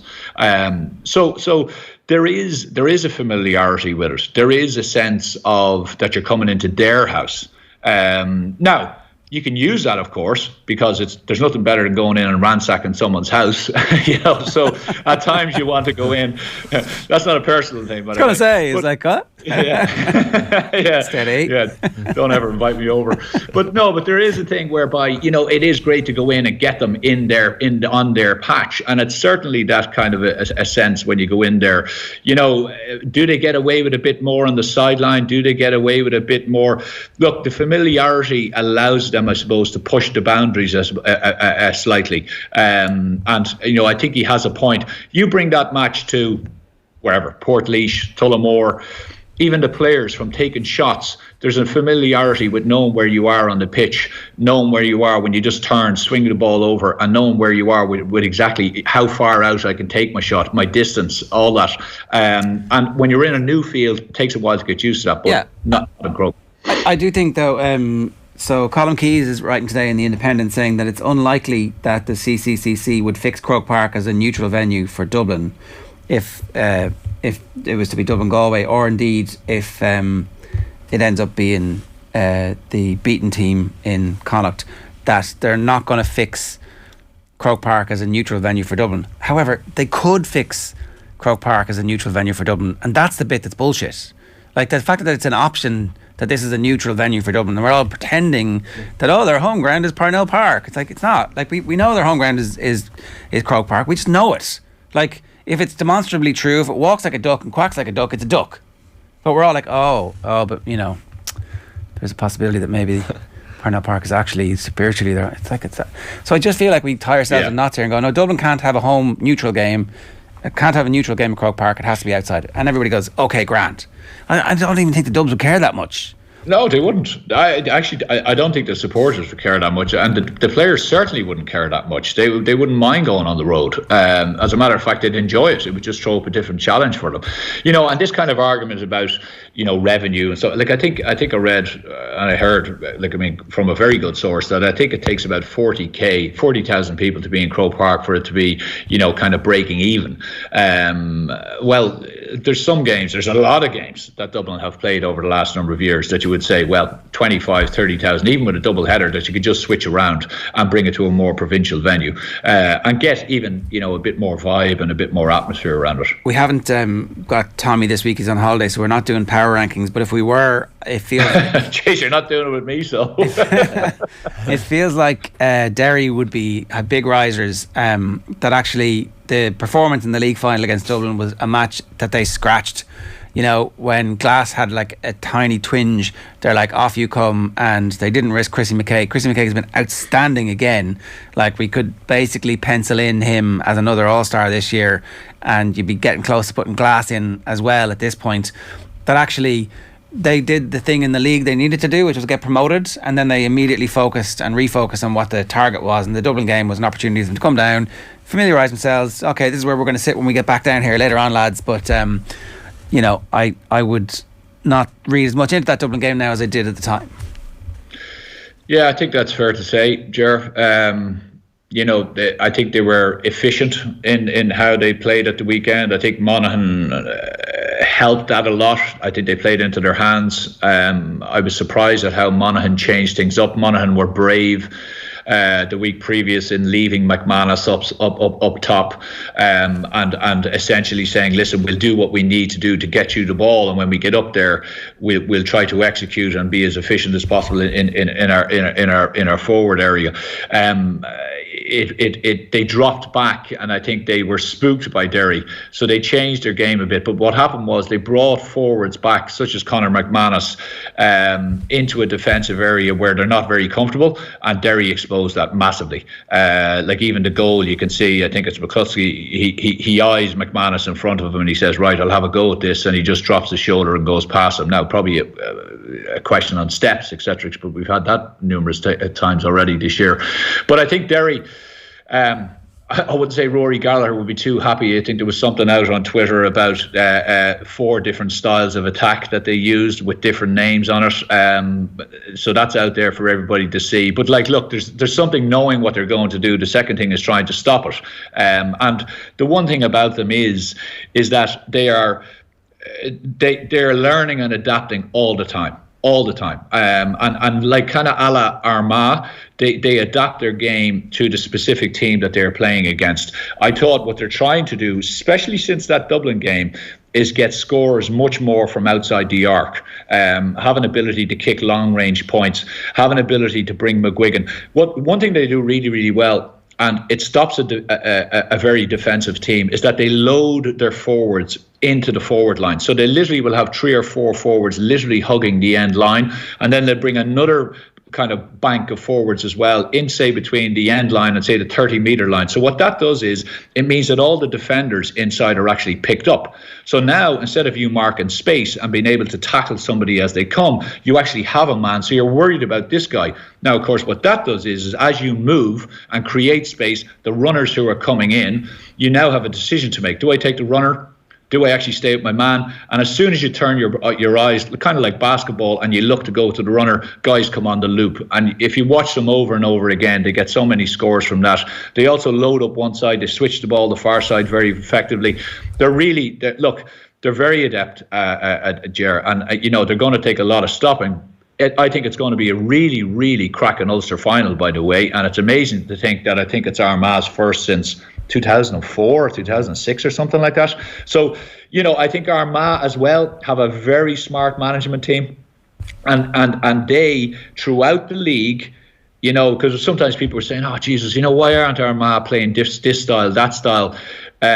Armagh have adapted as well. I think it's been a little bit of horses for courses, and also they've been using their panel depth. You know, there's a couple of fellas there that probably said, why isn't this guy starting? But they've been trying to, you know, get depth in their squad, and I think, you know, it won't go all of Derry. I think it's going to be a very, very tactical battle, because if you look at Armagh at the weekend, they found a weakness in Down and they exposed it really, really unbelievably well.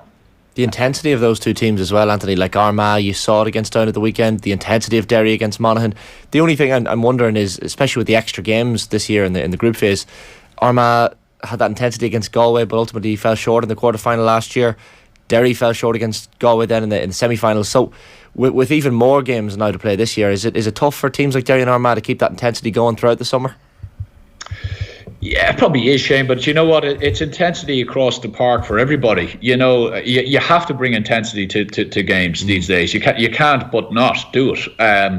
And especially when you're trying to create a situation where you're breaking and you're like, if you watch Armagh at the weekend, they knew Down have an awful lot of pace and an awful lot of speed, and they run at angles. Now Down, I don't think Down were as effective as the previous day. They were kind of running in ones and twos. They weren't coming in groups and pods like they usually do. But Armagh decided, okay, we're going to stop that running game. We're going to expose high balls in around the square, because if you saw what they did was straight away, as soon as they got the ball, their big men, midfielders, their halfbacks, Mackin, etc., went straight up and basically stood in beside Mernon. And what they did was they said, well, we go for shots, and if they're short, the boys can compete with them, which they did. There was 2 or 3 warning shots before they got the goal. But what they also did, which was really smart, was they stopped Down at source. Little tackles, little tugs of the jersey, a hand across. Now Lane tried to book a few of them, which he did, but he probably needed to book all 6 forwards, and he probably needed to make a bit of an example of them, and it's something that Armagh definitely worked on. But they just stopped it at source, made sure that Down had to slow down their counter-attack. Now Down were a bit naive. Really they should have hit the deck and thrown the ball back to someone else to kind of get the speed into it, because they just played into their hands. So look, the intensity, you're now getting into, this is it. You're getting into, shall we say, the real deal over the next number of weeks, and it's going to be squad depth, bringing that A game every week. Who's first out of the blocks? The importance of that first game is it's massive. You win that first game, and you're in the driving seat. You lose it, and all of a sudden you're saying, right, well, we have to go again. Do you pick up injuries? As you say, can you get to the pitch of it the next day? It's a very, very difficult thing in those games to get back. Yeah, and look, there's loads of teams who are going to win their first 2 and put out a shallow team for the third game, and that'll have some unintended consequences about other teams not making it. So all of that to play out. Anthony, good stuff. Correct. Thanks a million. No bother, lads. Talk to you. We'll obviously talk Louth properly in our preview for the Leinster football final. We've got plenty of time to do that, and we'll see how high they have risen in Tommy's power rankings when he's back from holiday. It is 11 minutes past 9. OTB AM live with Gillette Labs. Get the ultimate shave or your money back. Neon Night Edition is available now. Some highlights for you on the Off the Ball podcast network today. You can listen to the latest episode of the Koi Gig Pod, reflecting on Arsenal's heartbreaking defeat to Wolfsburg in the Champions League semi-final. Brian O'Driscoll in conversation with Will last night, and Tommy Walsh will play us some Tommy Walsh goodness in a few minutes for you to whet the appetite. Make sure you follow us across social and subscribe to the OTB podcast network. One last reminder, tonight UEFA Champions League Roadshow in partnership with Just Eat in the Mansion House in Dublin. Going to be joined by UEFA Champions League winners John O'Shea, Wes Brown and Graham Souness, multiple Champions League winner himself. It's going to be a brilliant night's entertainment. It's an exclusive off-air event. There are a couple of last minute tickets available. Go to offtheball.com/events. We will see you there tonight. Just Eat, the official food delivery partner of the UEFA Champions League. After the ad break, Basketball Ireland CEO John Feehan is in studio. First, our own Aisling speaking to the legendary AP McCoy at the International Rugby Experience. I was just speaking to Johnny Sexton there just about his injury, and he mentioned, it's mentally tough. That's the thing at the minute for him. For you, you went through it many times. Will you get a chance to maybe have a conversation with him? Yeah, I actually spoke to him last night. It's injury, physically obviously it is very tough, but the mental part of injury, those few seconds when you do get injured, those few minutes, the pain only lasts for a little while in terms of, hopefully if it's not life-changing, with obviously being a jockey or being a rugby player, they can be, but that sort of an injury, the pain of it lasts for a short period of time, and the more pain is the recovery, and the trying to get yourself better without doing too much, because as a Johnny Sexton, you're always going to want to push yourself. You're never going to be happy, but there's a fine line from driving yourself too much, and obviously you have a goal of getting to play in a Rugby World Cup. The mindset, it's all about timing and patience and building it up to hope that you're strong enough. So it is the most difficult part. It is the most difficult part of sport. Injuries and the people who are, I think it was Carl Lewis, the athlete, said, if you're not close to being injured, you're not training hard enough, and there is a fine line between, and all the really, really good ones, there's that little element that will make you go a little bit further than everyone else, and you spend a lot of your life in pain because you want to do things that other people can't, and to do that, it's never going to be perfect. So But yeah, it's very, very hard to even think about trying to replace a Johnny Sexton, isn't it? It's near on impossible. So I think, like everyone, it's very important that he, hopefully, he'll get back to full fitness. You're listening to OTB AM. Off the Ball will be hosting a live UEFA Champions League roadshow in partnership with Just Eat, and it's coming your way on May 3rd, live from the Mansion House in Dublin. We'll be joined by some great guests, including UEFA Champions League winner John O'Shea. Our guests will share memorable stories and reminisce about their careers.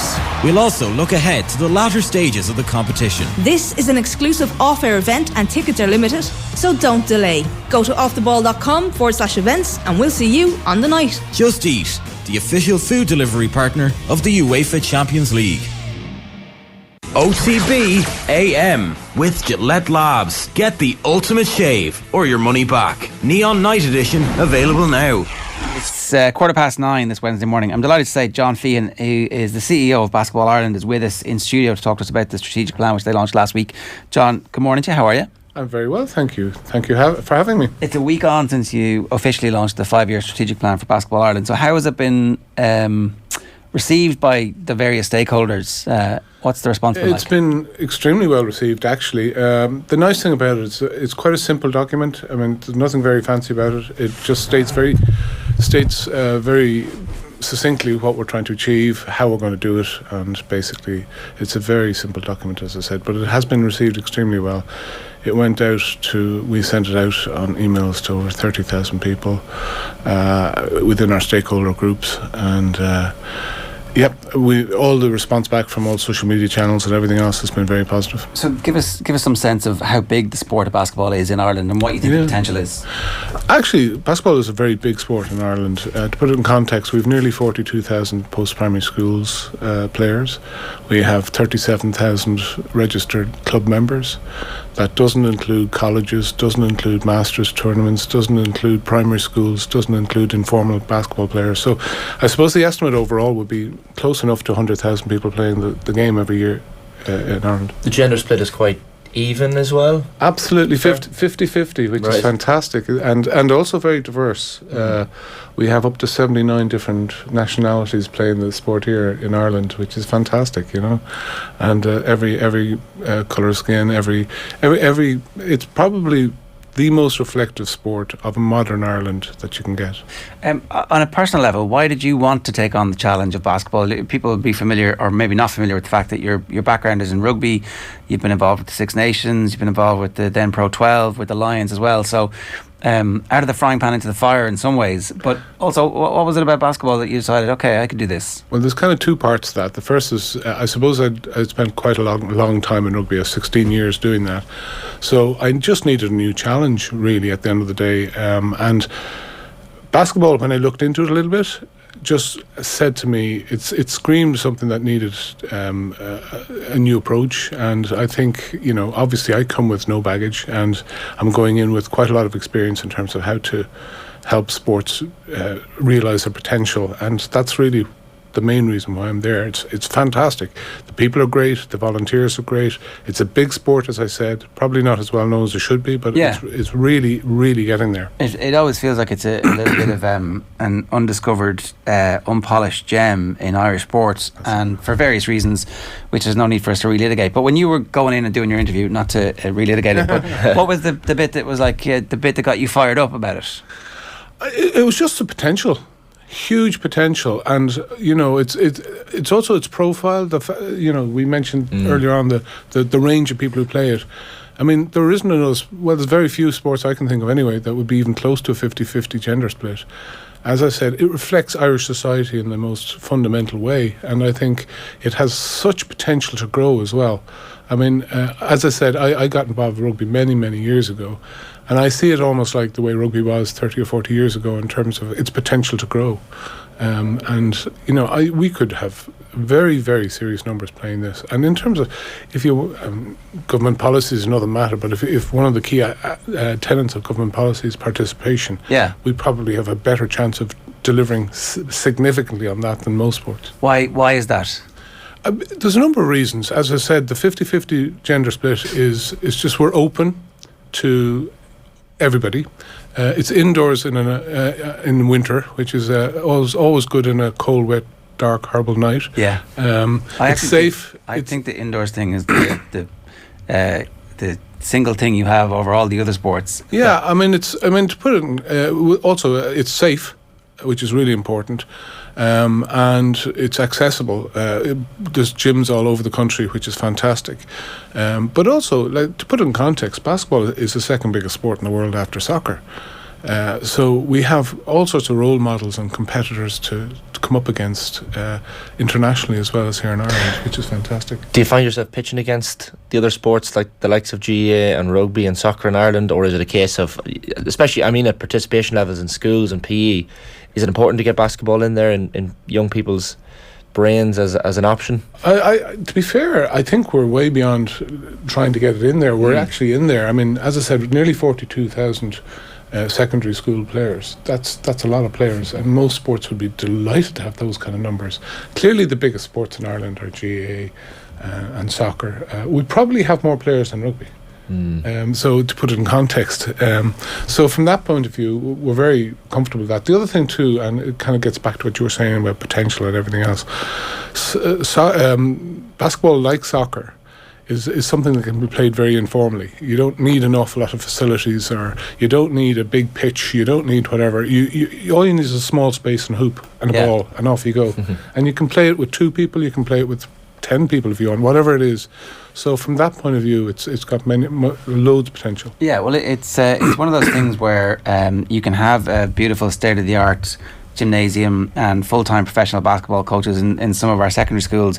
Or I was down in Mountjoy Square on Sunday, and there was a pickup game being played, and it was semi-organised, and it was pretty brutal. They were they were taking it very seriously, and it's every, as you say, every aspect of Irish life is reflected in it. And at the same time, you had LeBron versus Steph Curry last night, so that's the thing that's on telly, and everybody is able to go, okay, I'm part of this continuum here. Yeah, and later this year now, for instance, we're playing Croatia here in Ireland. We'll have 2 NBA stars coming in to play in that team within Croatia. So we can attract some big stars here into Ireland as well through the international program that we've got. So it's fantastic in that respect. Is there a high performance aspect that you want to see develop further in? When you look at the likes of boxing and rowing, close to €1 million funding every year, and certainly above that as well. I know there's the Olympic aspect to that, but would you like to see a little bit more funding coming in from the government? I'm not in any way critical as such of government. To be fair, we get a lot of support from Sport Ireland across many aspects of the sport. The elite funding area is an area where we would certainly like to develop that level of funding.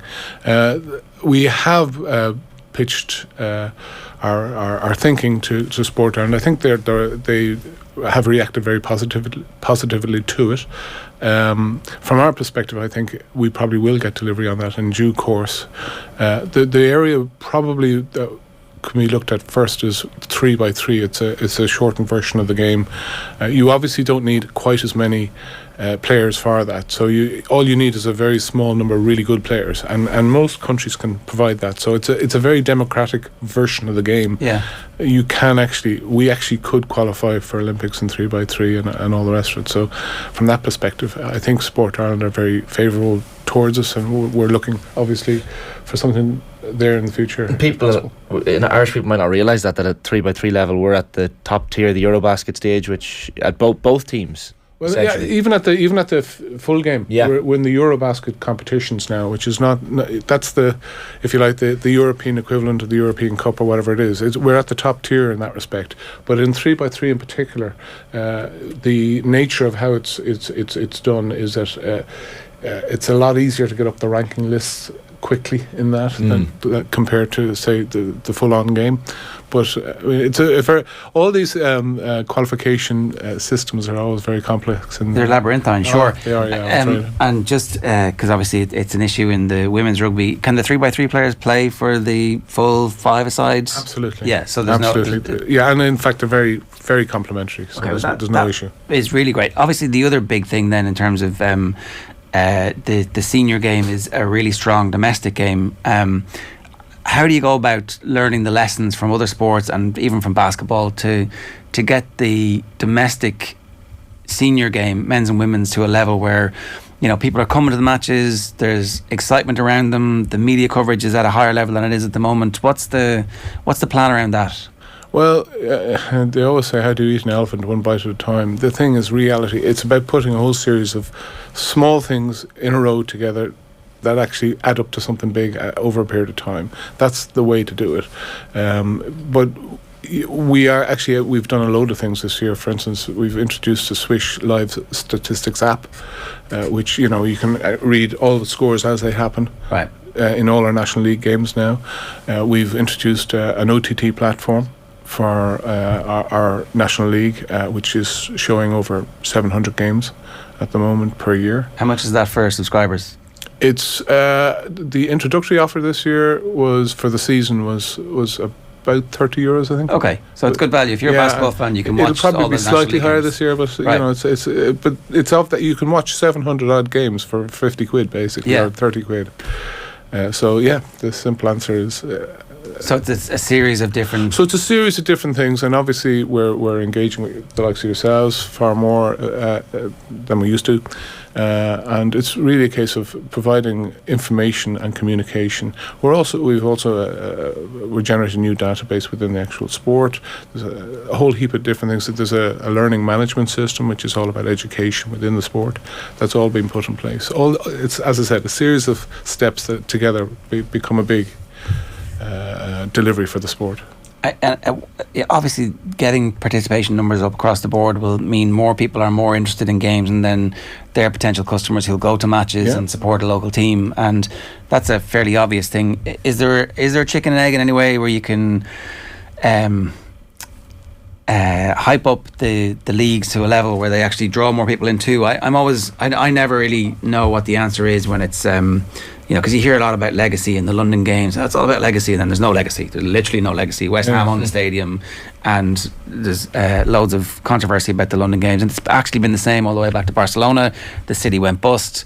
There was a housing crisis afterwards, and actually the best thing that they got was the Athletes' Village. But anything you can follow around, like there's like any sport, there's a whole series of different things you got to look at. You got to look at everything from the commercial program to the communications program, to digital programs, to discipline, to coaching, to refereeing, to player development, to the senior squad, international senior squads, to the National League program, to the community aspect of basketball, to schools of basketball, to masters. Like, there's a whole heap of different things, and you need to have a strategy against every single one of those to make sure that you're developing it over the next 5 years, and that's what's in this strategic plan. The National Basketball Arena in Tala features in the strategic plan as well. I know it's 30 years old now, the basketball arena. So the plan is to double the capacity by 2026? Ideally, yes. That's where we're going. The specific aspects of the details of the plans are being developed, and we're actually looking at 2 or 3 different options. But in reality, yes, it's that, but we want to improve the facilities like the dressing rooms. We also want to give the experience that people have going to the actual arena an upgrade in terms of things like, even simple things like toilets and places to areas consumers to hang demand out more. Yes, exactly. So, but when it's full, even today, even when it's full now, it's an incredible experience to see the place. It's rocking. It really is. When it's full and people are chanting and all that, it's fantastic. I suppose my question was really about, like, is there a way to have 3 or 4 big clubs around the country who have similar but smaller venues where the atmosphere is the same? Well, yeah, we do. Most basketball clubs don't own their venues. That's the first thing. There's Neptune in Cork, which is a lovely venue. But there are a number of other venues where we the local Super League sides will play their games. Such as there's a lovely new one now, for instance, in MTU in Cork. There's Belfast Star play out of a lovely brand new facility in Belfast, or will be this year, a new facility in Belfast. There are a number of seriously big gyms with capacities up to, say, 700 to 900 people around the country. Because the atmosphere of 700 to 900 people as the game is on the line is the type of thing that, particularly in an enclosed space, it's very noisy. It's very vibrant, and it looks good on TV. Looks good, and that brings the sponsors, and that brings the viewership. And so that's the bit that's... I mean, the reality is, for instance, on our OTT platform, for instance, there's almost 350,000 plays on it. It's serious numbers. Yeah. And that's the kind of thing that attracts sponsors as well. Yeah, no, totally. And like obviously in some cases that's the end of the road, because the far more important thing is to have volunteers and good quality coaching, and you have to develop these two things simultaneously. So that's always like a today which bite of the elephant are we going to try and... Well, the thing about basketball is, at the top end with our Super League sides and Division 1 sides, which are the national teams, it's semi-professional at that level. Where the rest of the game, which is over 200 clubs, is all community based, and it's all every part of Ireland. Literally every county in Ireland has clubs. So and schools for that matter. So it's it's a great sport in that respect, and it really gets right down to grassroots. Are you in favour of there being more college basketball games being played here, or even if there was NBA games being played here? Is that just a win for the basketball community, or would you be concerned? Like, are there any watch outs for that kind of stuff? There are. We've last earlier this year. I'm sorry, not this year. Later last year, we had 8 college teams over, and that was great. Listen, the more the merrier, as far as I'm concerned. The more we can bring in attractive games for the Irish public to see, that's fantastic. I don't have any issue with that. Indeed, I'd encourage it, and I think it's a good thing. But ultimately, week in, week out, we have at the moment 14 men and 10 women's in the Super League. Sorry, that's my phone. I should have turned probably it one off. of the colleges looking to get a game. It probably is. So my apologies. No worries. For that. The money then for the likes of that National Basketball Arena, as you say, some of it is going to come from the commercial revenue. Presumably, you're going to need benefactors as well. Yeah, I mean, there's a number of different ways we're going to commercialise our pay for the arena. Obviously, we'll look to the increased capacity of the actual stadium itself should lead to significant additional revenue. But then there's also sponsorship, naming rights. We'd look at a patronage program in the States, and of course we will look for some government support here as well. But I don't think there's no reason in the world why they wouldn't. I mean, they support all the other sports, so I don't see why they wouldn't support us as well. So, indeed, they're very encouraging about it. Is there that American thing is really interesting, because obviously there's loads of Irish Americans who like the game and who would like to help out. Is there anything in fostering closer links with the NBA and any of that kind of stuff? Or we actually have one link already with the NBA. We run what's called a junior NBA tournament for primary school kids. Right. So that's ongoing, and we're looking at maybe setting up a second version of that already in Northern Ireland as well, because it's a 32 county sport. But the reality is, the answer is yes. The closer the connections, the better. But any kind of patronage program is very important that we don't just take the money and run. You've actually got to develop a relationship with the people that over there. You've got to bring them into you. You've got to communicate with them. You've got to make them feel part of the process and let them know precisely what they're helping us to achieve. And even simple little things like maybe asking their sons or daughters to come over and play a bit of basketball during the summer and that kind of thing. So it's you've got to. You can't, as I said, you just can't take the money and run. You've got to actually provide something back. It's been noticeable that in recent years the GAA has been looking towards basketball, particularly Gaelic football, in terms of coaching evolution, and we know the Dubs had a high-end basketball coaching with them as well. All Irish sport views other Irish sports with a slightly threatened, but it always felt to me like basketball could actually be a great accompaniment for all the GAA players who play in summer and in winter time. And obviously you want people to be focused on your sport, but there's another cohort of people who are basketball sympathisers. Well, there's many very high-profile Gaelic players who say they cut their teeth in basketball. Many of the skills are very complementary. The seasons are complementary. So in many respects, it's a benefit. The odd thing is some of the counties where basketball is very strong, including Kerry, also happen to be very strong in Gaelic football. Yeah, so Mayo.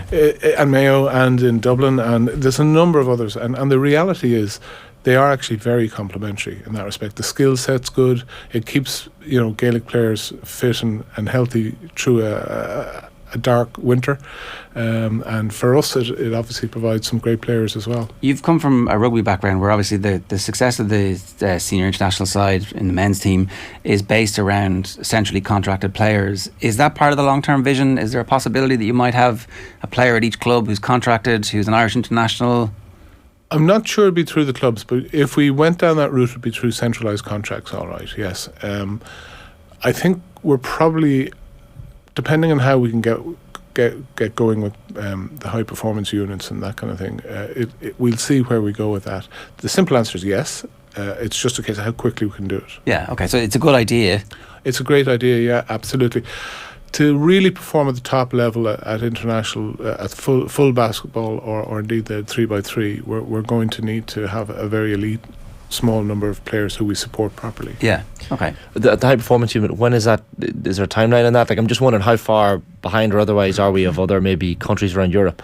We're not too bad. What we have is one or two individuals within our own organisation who focus on this whole area and do a really nice job. But it does need more specific attention, and we want to make sure that we develop it properly. And give it the time, and it needs some specialist functions. So that's where we're going to have to develop our. But we have gone from a situation where a number of years ago we didn't actually have an international side playing. Now we have both the senior men and senior women in the Eurobasket, which, as I said, is the big European competition for internationals, and we also. On 3x3, I think we'll be in a pretty strong position going forward with that too. We've had some significant scalps in 3x3 over the years. Well, listen, we wish you the very best of luck with it, John. Thanks a million for joining us in the studio today. Thank you for the opportunity, guys. John Feehan, Basketball Ireland CEO, talking about the launch of their new 5-year strategic plan. On tomorrow's show, Rhys McKee, after unifying the Cage Warriors welterweight title by beating Jimmy Walhead at the 3 Arena last weekend. We've Harriet Pryor on tonight's Liverpool game, Sligo Galway in the Connacht final build-up, and plenty more besides. Right now, some Tommy Walsh goodness talking to Will last night. Enjoy. Delighted to say it, I'm joined by 9-time All-Ireland winner Tommy Walsh. Tommy, how are you getting on? Yeah, good evening, Will. You were at the Gaelic grounds for what was a cracker of a game between Clare and Limerick on Saturday night. I think crucially it was Clare's work rate that probably made the difference, and that little bit of quality they had down the stretch, that 4-point run that they pulled off in the closing stage of the game when it was in the balance. All that coming together for Clare to get what feels like a crucial win given how close they fought against Limerick last year. Yeah, well, I was lucky enough to be down there Saturday night. We used to buy CDs as young fellas. Now that's what I call music. Well, now that's what I call a championship match. It had everything, well. Just atmosphere. It was a Saturday night of a bank holiday. It was a derby game. Like I often said about a derby game, like if you think you can run fast, if there was a line running after you, you'd see how fast you could run. Well, it's the same with a derby game. You think you're working hard. Go into a derby game, you'll work 10 times harder. And it had that. And it had stars all over the field. There was brilliant players everywhere, both Limerick and Clare. And I think it was all summed up in the end by John Conlon's interview. The excitement in his voice, the excitement in his face, his brother's wedding, he was the best man. And he was talking about how there'd be such an almighty roar back in the hotel. And I'd say they lifted the roof off it. And we were in the Mackey stand, and the roof is nearly lifted off the Mackey stand too, but an epic game. The real question mark I had about that wedding, Tommy, was how could his brother have actually organised the wedding for the second weekend of championship when they knew from a long time out they were going to be playing against Limerick at the Gaelic ground. So this wasn't an unknown, and he decided to have the wedding. And for those at the wedding party, I believe they were all clambered around one TV. They had a big 65-inch TV in the middle of the reception. I think he definitely booked that wedding for the wrong weekend. Well, I think he knows what all married men know, is the wife calls the shots, and I think that's what happened in this instance. Well, calling the shots on the night, Colin himself, we can talk about his performance from centre half back. He's one of those remarkable repurposed players, and I remember when he was a key forward for the Clare team, but now he's become such an anchor for their defence from the number 6 position. Thought he was great at the weekend. He was outstanding. I always thought, especially underage and grow up through the ranks, your best player is nearly always number 6 or number 11. And if the number 6 is going well, he's able to direct the way the game is going. We see that with Limerick, I suppose, Declan Hannon. We see it with various All-Ireland champions over the year. Number 6 is such a huge player. And Conlon is a ball player. And you have to be, because you get so many short puck outs, you're bringing the ball up through the lines. If your number 6 is on as much ball as Conlon, well, then you're guaranteed that you're onto a winner. And there was heroes all over the place, Will. Like, looking back at the game, probably the reason it was so good is there were so many great players. Like, Ever Quilligan on the goal, back in after being dropped, first few minutes saves a point blank save from Seamus Flanagan. Just remarkable.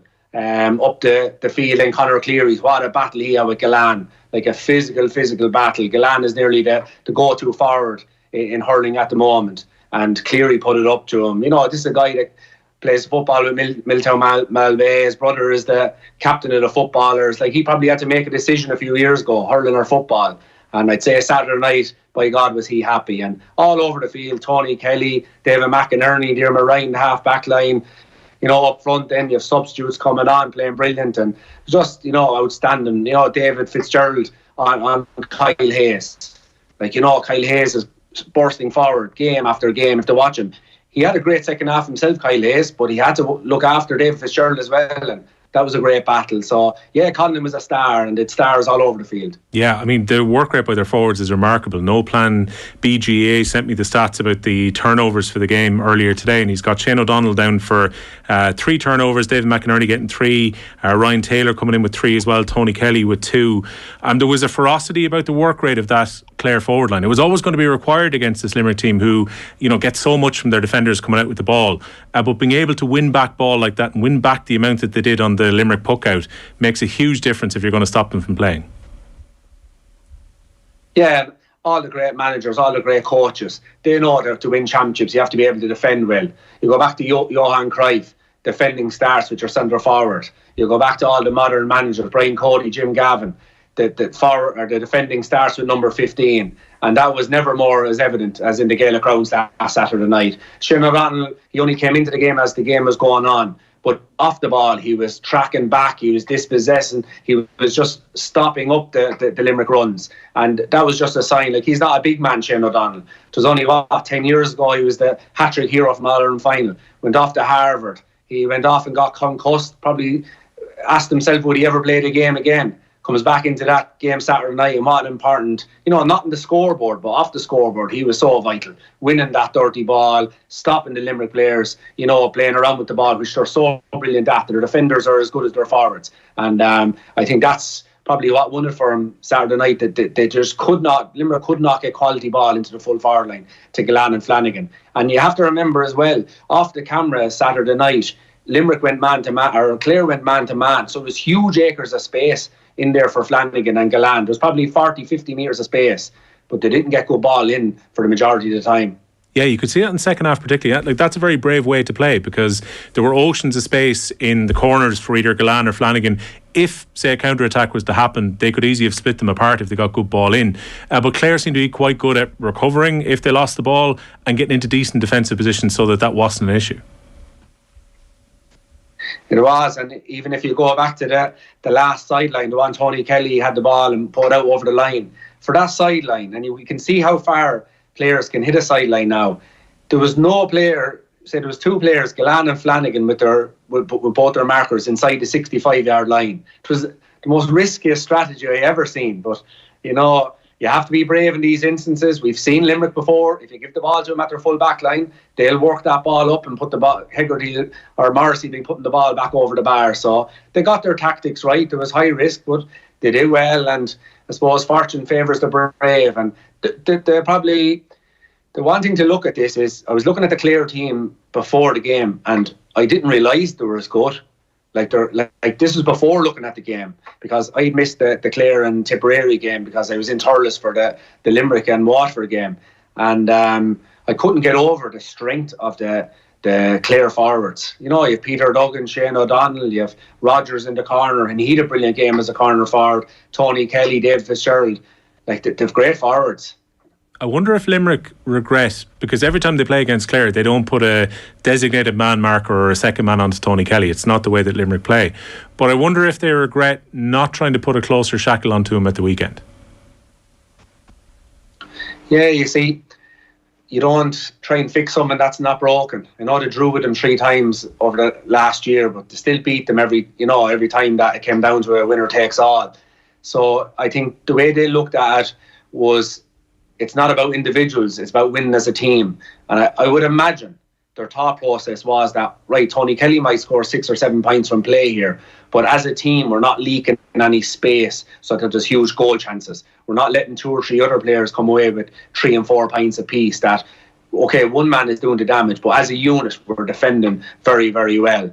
And you would imagine that was the thought process behind that. But you'd have to say, Will, like Tony Kelly, it was very important in the first probably 15 minutes, very important in the last 15 minutes, but it was no way a one-man show. And there was so many other Clare midfielders and forwards that they had to look at. Yeah, I know. I think Dave Fitzgerald coming back into the team was a transformation from the week before as well. When it comes to Limerick, look, I'm delighted to say for your Kilkenny team, it's going to take at least 5 more years if your 21-game unbeaten streak is going to be ended. Limerick stopped at 17. What's your assessment of where Limerick are at now? Because, afterwards, John Kiley was monogamous in defeat. He said, look, we've lost to a very good Clare team here. We need to go away for a couple of weeks now, heal up some of these injuries and talk about maybe some of the things that didn't work out well, and we have to concentrate on our last 2 games. But how much of a blow is this to Limerick to have suffered that first championship defeat in 4 years? Yeah, it depends on what way you look at it or who's looking at it. First of all, records, they wouldn't care about records. The only record they want to see is an All-Ireland final or an All-Ireland medal in their back pocket, Will.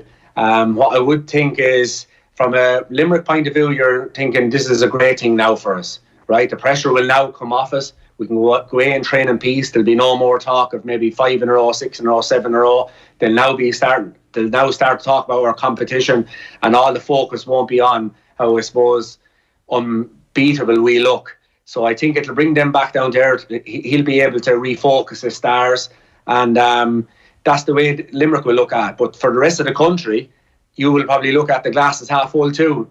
Lads, they've been beaten, and now they can be beaten again.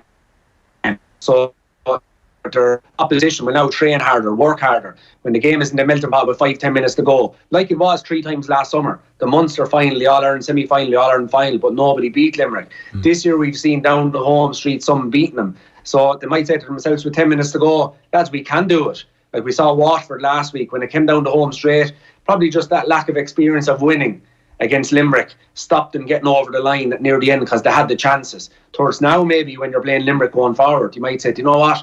Clare done it. Maybe today we can do it as well. And on the opposite of that, they'll be looking at maybe from the Limerick psychology, now they've been beaten coming down the home straight. Suddenly they might be asking questions of themselves. We lost during the league, the Munster League to Clare in a big, heavy hitting game. We can lose this again, and suddenly the pressure is on. The nerves come at you that bit more. So it depends on what way you look at. John Kiley will try to use it as a turn or maybe a starting point again for their season, and the opposition will look at it as a starting point for them. Yeah, look, I think psychologically it has that impact, because you look at the way they came back against Tipperary in the Munster final when they found themselves so far behind, and even in the league semi-final this year against Tipperary, where they were pushed to the pin of their collar in the first half and they put in this immaculate second half performance. Galway, Kilkenny have rattled them a few times in recent years, but Limerick are still able to get the result even in those close games. That opens up that hope for everyone else. When it comes to, and I'm not for a minute arguing that Limerick have got complacent, Tommy, because John Kiley was very clear. He said it almost feels like people are trying to soften us up by saying such nice things about this Limerick team leading into championship. But like, you can draw on your own experience here when you're with Kilkenny and you were on that winning run and you went through a year of the talk of 5 in a row. Does the outside talk ever seep into the camp at any point? It can. It always seeps in, and it probably depends on you as a player, what stage you are at on the team. Or like, we were always afraid we'd be dropped. People would ask you the whole time, were you afraid of Brian Cody? Were you afraid of him? And I always say I was never afraid of Brian Cody, but I was afraid he dropped me. And that kept you, I know we give the interviews and Limerick give the interviews about the next game or getting on the team. But with them two managers, John Kiley and Brian Cody, that's the way you have to think. So you can't be thinking of Leinster finals or Munster finals or All-Ireland finals, because you're just worried about getting on that team and turning up at training Tuesday night and Thursday night. That's not just media talk. That's the way it all was, and that's the way it is. You look at Gilroy Hegarty last weekend, 2 times man of the match in an All-Ireland final, hurler of the year, just brilliant performances, always turns up on the big day, and John Kiley dropped him for a big match, a big derby game that they needed to get back on track. So I don't think complacency, listen, it doesn't come in through players getting big egos, but it can seep in, I suppose. And the league probably for them was tough in the fact that they rotated their players well, but still won so easily. They played the league final against Kilkenny, and you could go through a number of their players and didn't have particular games and particular good games, and they still beat Kilkenny by was it 10 or 12 points? So, I think that all adds up, and I think this definitely will re-energise them. But, the matches come so thick and fast. The one advantage we had was we had probably 2 or 3 weeks between games. Towards Limerick only have a week or two. I know they're 3 weeks for the next game, but probably a run of games again. So you don't have that much time to recover and have a good training match. It's just recovering week to week, and So listen, they'll be okay, I would imagine, but it's all to play for Munster, no doubt about it. Yeah, like for a perfect neutral, and both of us are neutrals in this watch in Munster currently, this makes it very interesting because Clare's defeat against Tipperary in the first round put them under pressure straight away. Waterford now lost 2 games, Limerick have lost a game. We'll see how this weekend goes, but generally there's that assumption that probably for both Limerick and Clare, they're going to need to win their last 2 games to be assured of getting to a final. Yeah, is that it? Yeah. Like I would think normally there's a couple of teams playing poorly, and after the week or 2 you can nearly predict who will probably go through, and the third team might come through on basically scoring average, or things might just work in their favour. But looking at the Munster Championship so far, you would say, like, if we take, if we presume Limerick will go through, which they might not, but if they recover their form and go through, with the next 3 places, we'll say Waterford are playing poorly, but Clare, Cork and Tipperary, like, they're playing fantastic hurling at the moment, and wouldn't it be unbelievable, like, if one of them goes out. Now listen, there's only been, like, you can't judge Cork too much on one game. I know they brought back the fighting spirit of Cork and things look good, but you don't know. You'll have to see them over 3 or 4 games. Tipperary have only played 1 game. They conceded was a 3-21 in that game down in Ennis. So Clare, whilst they have beaten Limerick, they have been beaten by Limerick, they've been beaten by Tipperary. So we'll see after a couple of games how things are going, but at the moment it just looks like dog eat dog, and there could be a good team playing well going out of the championship. Yeah, like we might get a better assessment of Cork after the Tip game this coming weekend, but Cork had it so easy because of the way they started the game against Waterford at the weekend, to be 12 points to 2 up, sitting very comfortably 9 points up at half time. Waterford came back into it a little bit in the second half, but Waterford will be, I would think, Tommy, terribly disappointed with how they performed after putting in a good shift against Limerick the week before. Yeah, well, winning is a habit, Will, and so is losing. And the worst type of loss is when you play really well and lose. Because you can imagine, same last year when they played Limerick, same this year, played fantastically well. Their spirit was very good, their work rate was very good. They missed a couple of chances, which you don't mind normally. Mistakes happen. And so everyone is clapping you on the back saying you were great, lads, but you lost. So you'd have a terrible feeling still when you go to bed at night that you're after getting beaten again. Like, they're now 1 win in 14 championship games. It seeps into you, absolutely, because when you're training now, you score a point in training. You're not thinking back of when you scored a point and you won a match. You're thinking back when you scored a point and you lost a match. So it feeds into training, it feeds into your preparation, it feeds into your confidence levels. And I thought last weekend against Cork, Waterford they were showing all the signs of a team that was just beaten, taking beating after beating. There was a time in the second half they were struggling to rise the ball, they were struggling to pass the ball, all the basics that these guys are well able to do. But just like their record is it's incredible for such a good team, and players have won minor All-Irelands, have won under 21 All-Irelands. These guys have produced it, like, in big games, in the knockout games, which you would say there's more pressure on them. They got to, was it the All-Ireland semi-final and All-Ireland final in both them years. So, like, these guys can perform under pressure, but for whatever reason, these Munster round robins are just not working for them. Now, the home and away game is massive. Yeah. Like, you take it in Thurles against Limerick, there was only 3,000 or 4,000 Limerick supporters or Waterford supporters. Towards it was full to the, the stadium was full with Limerick supporters. And again, the weekend in Páirc Uí Chaoimh, full of Cork supporters. Cork supporters are great travellers anyway, home or away, and great supporters of sport. But they outnumbered probably 5 or 6 to 1, were they saying on the Sunday game. So it has to have a huge effect not having any home games. And not only do you not have a home pitch, but you don't have a home crowd. When the game is in the melting pot, you can imagine if they were down the home straight against Limerick when the game was in the melting pot that day, if they had 6,000 or 7,000 Welsh Waterford supporters in Welsh Park, how they probably would have got them over the line. So, it's tough, but they're going to need something. They're not gone yet. Cork lost 2 games last year and got through. So Watford are going to have to pick up the pieces, go back to basics, and try and just dog one over the line. How much of a loss is Tadhg de Burka though? Like, it feels to me, Tommy, as if he was set up to kind of dictate how they move the ball out of their defence. He's a very good defender himself, and to see him in the recovery boot and the talk that his Achilles is going to keep him out for the entire season, I think that's a huge blow. Yeah, well, it's a huge blow, probably mentally and emotionally for his friends and his fellow players in the group and the manager, because to see Tadhg, what kind of a commitment he puts into it, like by all accounts, what he'd done to come back from these 2 cruise ships is off the charts. I know players myself that probably are the same mindset as Tadhg, and like you're just behind him every step of the way. You hope things go well when they come back, and for this to happen again and again and again to Tadhg de Burka, I'd say mentally and emotionally it's heartbreaking that way to see your player and friend for things like that to happen to him. But I don't think you can make it as an excuse for the team, because, do you blame the management? They're after having 3 or 4 different managements at this stage. Do you blame the players?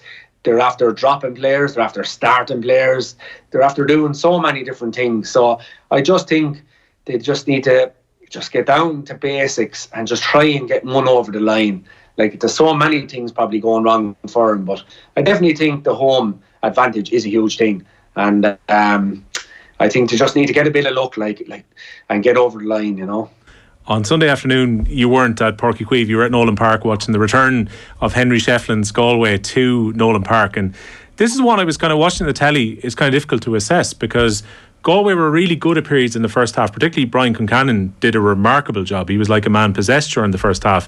Then Kilkenny seemed to get a good handle on it, and you saw Owen Cody being almost equally impressive up the other end, and it felt like both teams weren't too unhappy about taking a draw at the end of it.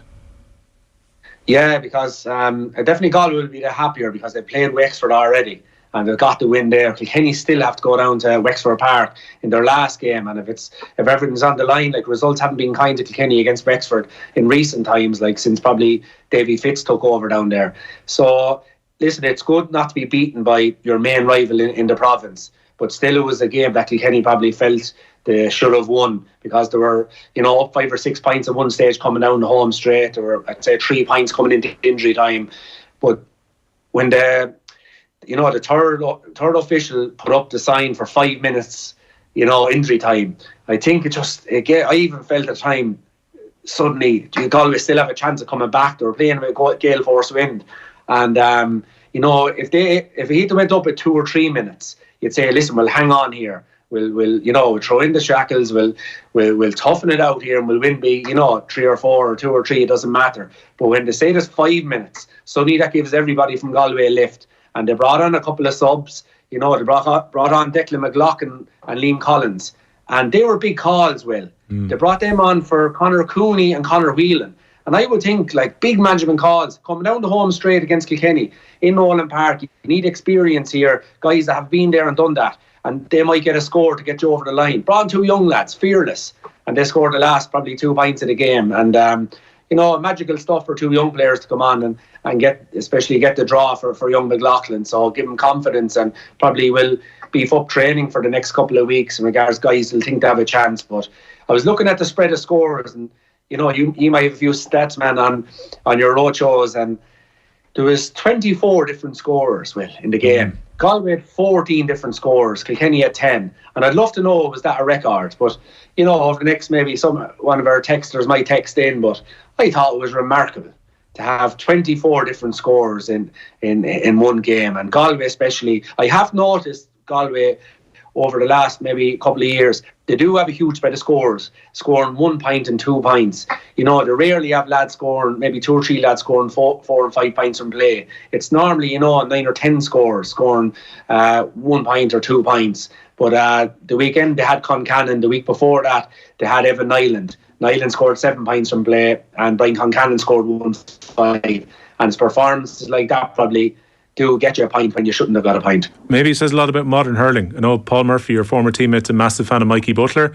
For Mikey Butler to be popping over shots from pretty much around his own 45 and putting it between the posts, that's why you're getting so many scores at the moment. These guys have no problem walking out from corner back and having a shot. Yeah, absolutely. And you only have to go back probably 15 years ago. If a corner back scored a point, he'd be man of the match. I think that Ollie Canning scored one up in Salt Hill one year. against Tipperary, and people were speaking about it for weeks after it. So it's definitely not a rarity anymore. And Mikey Butler will be seen as more of a man marker than a scorer, but that's the way the game has evolved. I'm respectfully informed when it comes to Ollie Canning that apparently he has lots of forward pedigree as well. He hit a crossbar when he was playing under 20, I think, as a forward back in around 1999 as well. So apparently Ollie was a guy who was as good as the other Cannings further forward, but he was eventually moved back because of his skills there. I'm reliably informed by James Skell on that one. And he scored that with a roundy blue micro helmet as well. No doubt. Are Dublin mad to move their game on Saturday? Well, it is moved at this stage against Wexford. I can't believe they didn't want to use the confines of Parnell Park, where they're very difficult to beat. You only have to think back to their game against Galway in 2019. To move this to Croke Park has to give an advantage to Wexford. I wonder, did they have a say in the matter that Micheál Donoghue and the panel? I don't know that, but you would imagine if they did have a say in it, I'd say the only reason they went is probably to do with a young team. I was looking at their team for the first game, and I didn't know a lot of their players. Keane Ball and Danny Sutton. But a lot of guys went on holidays.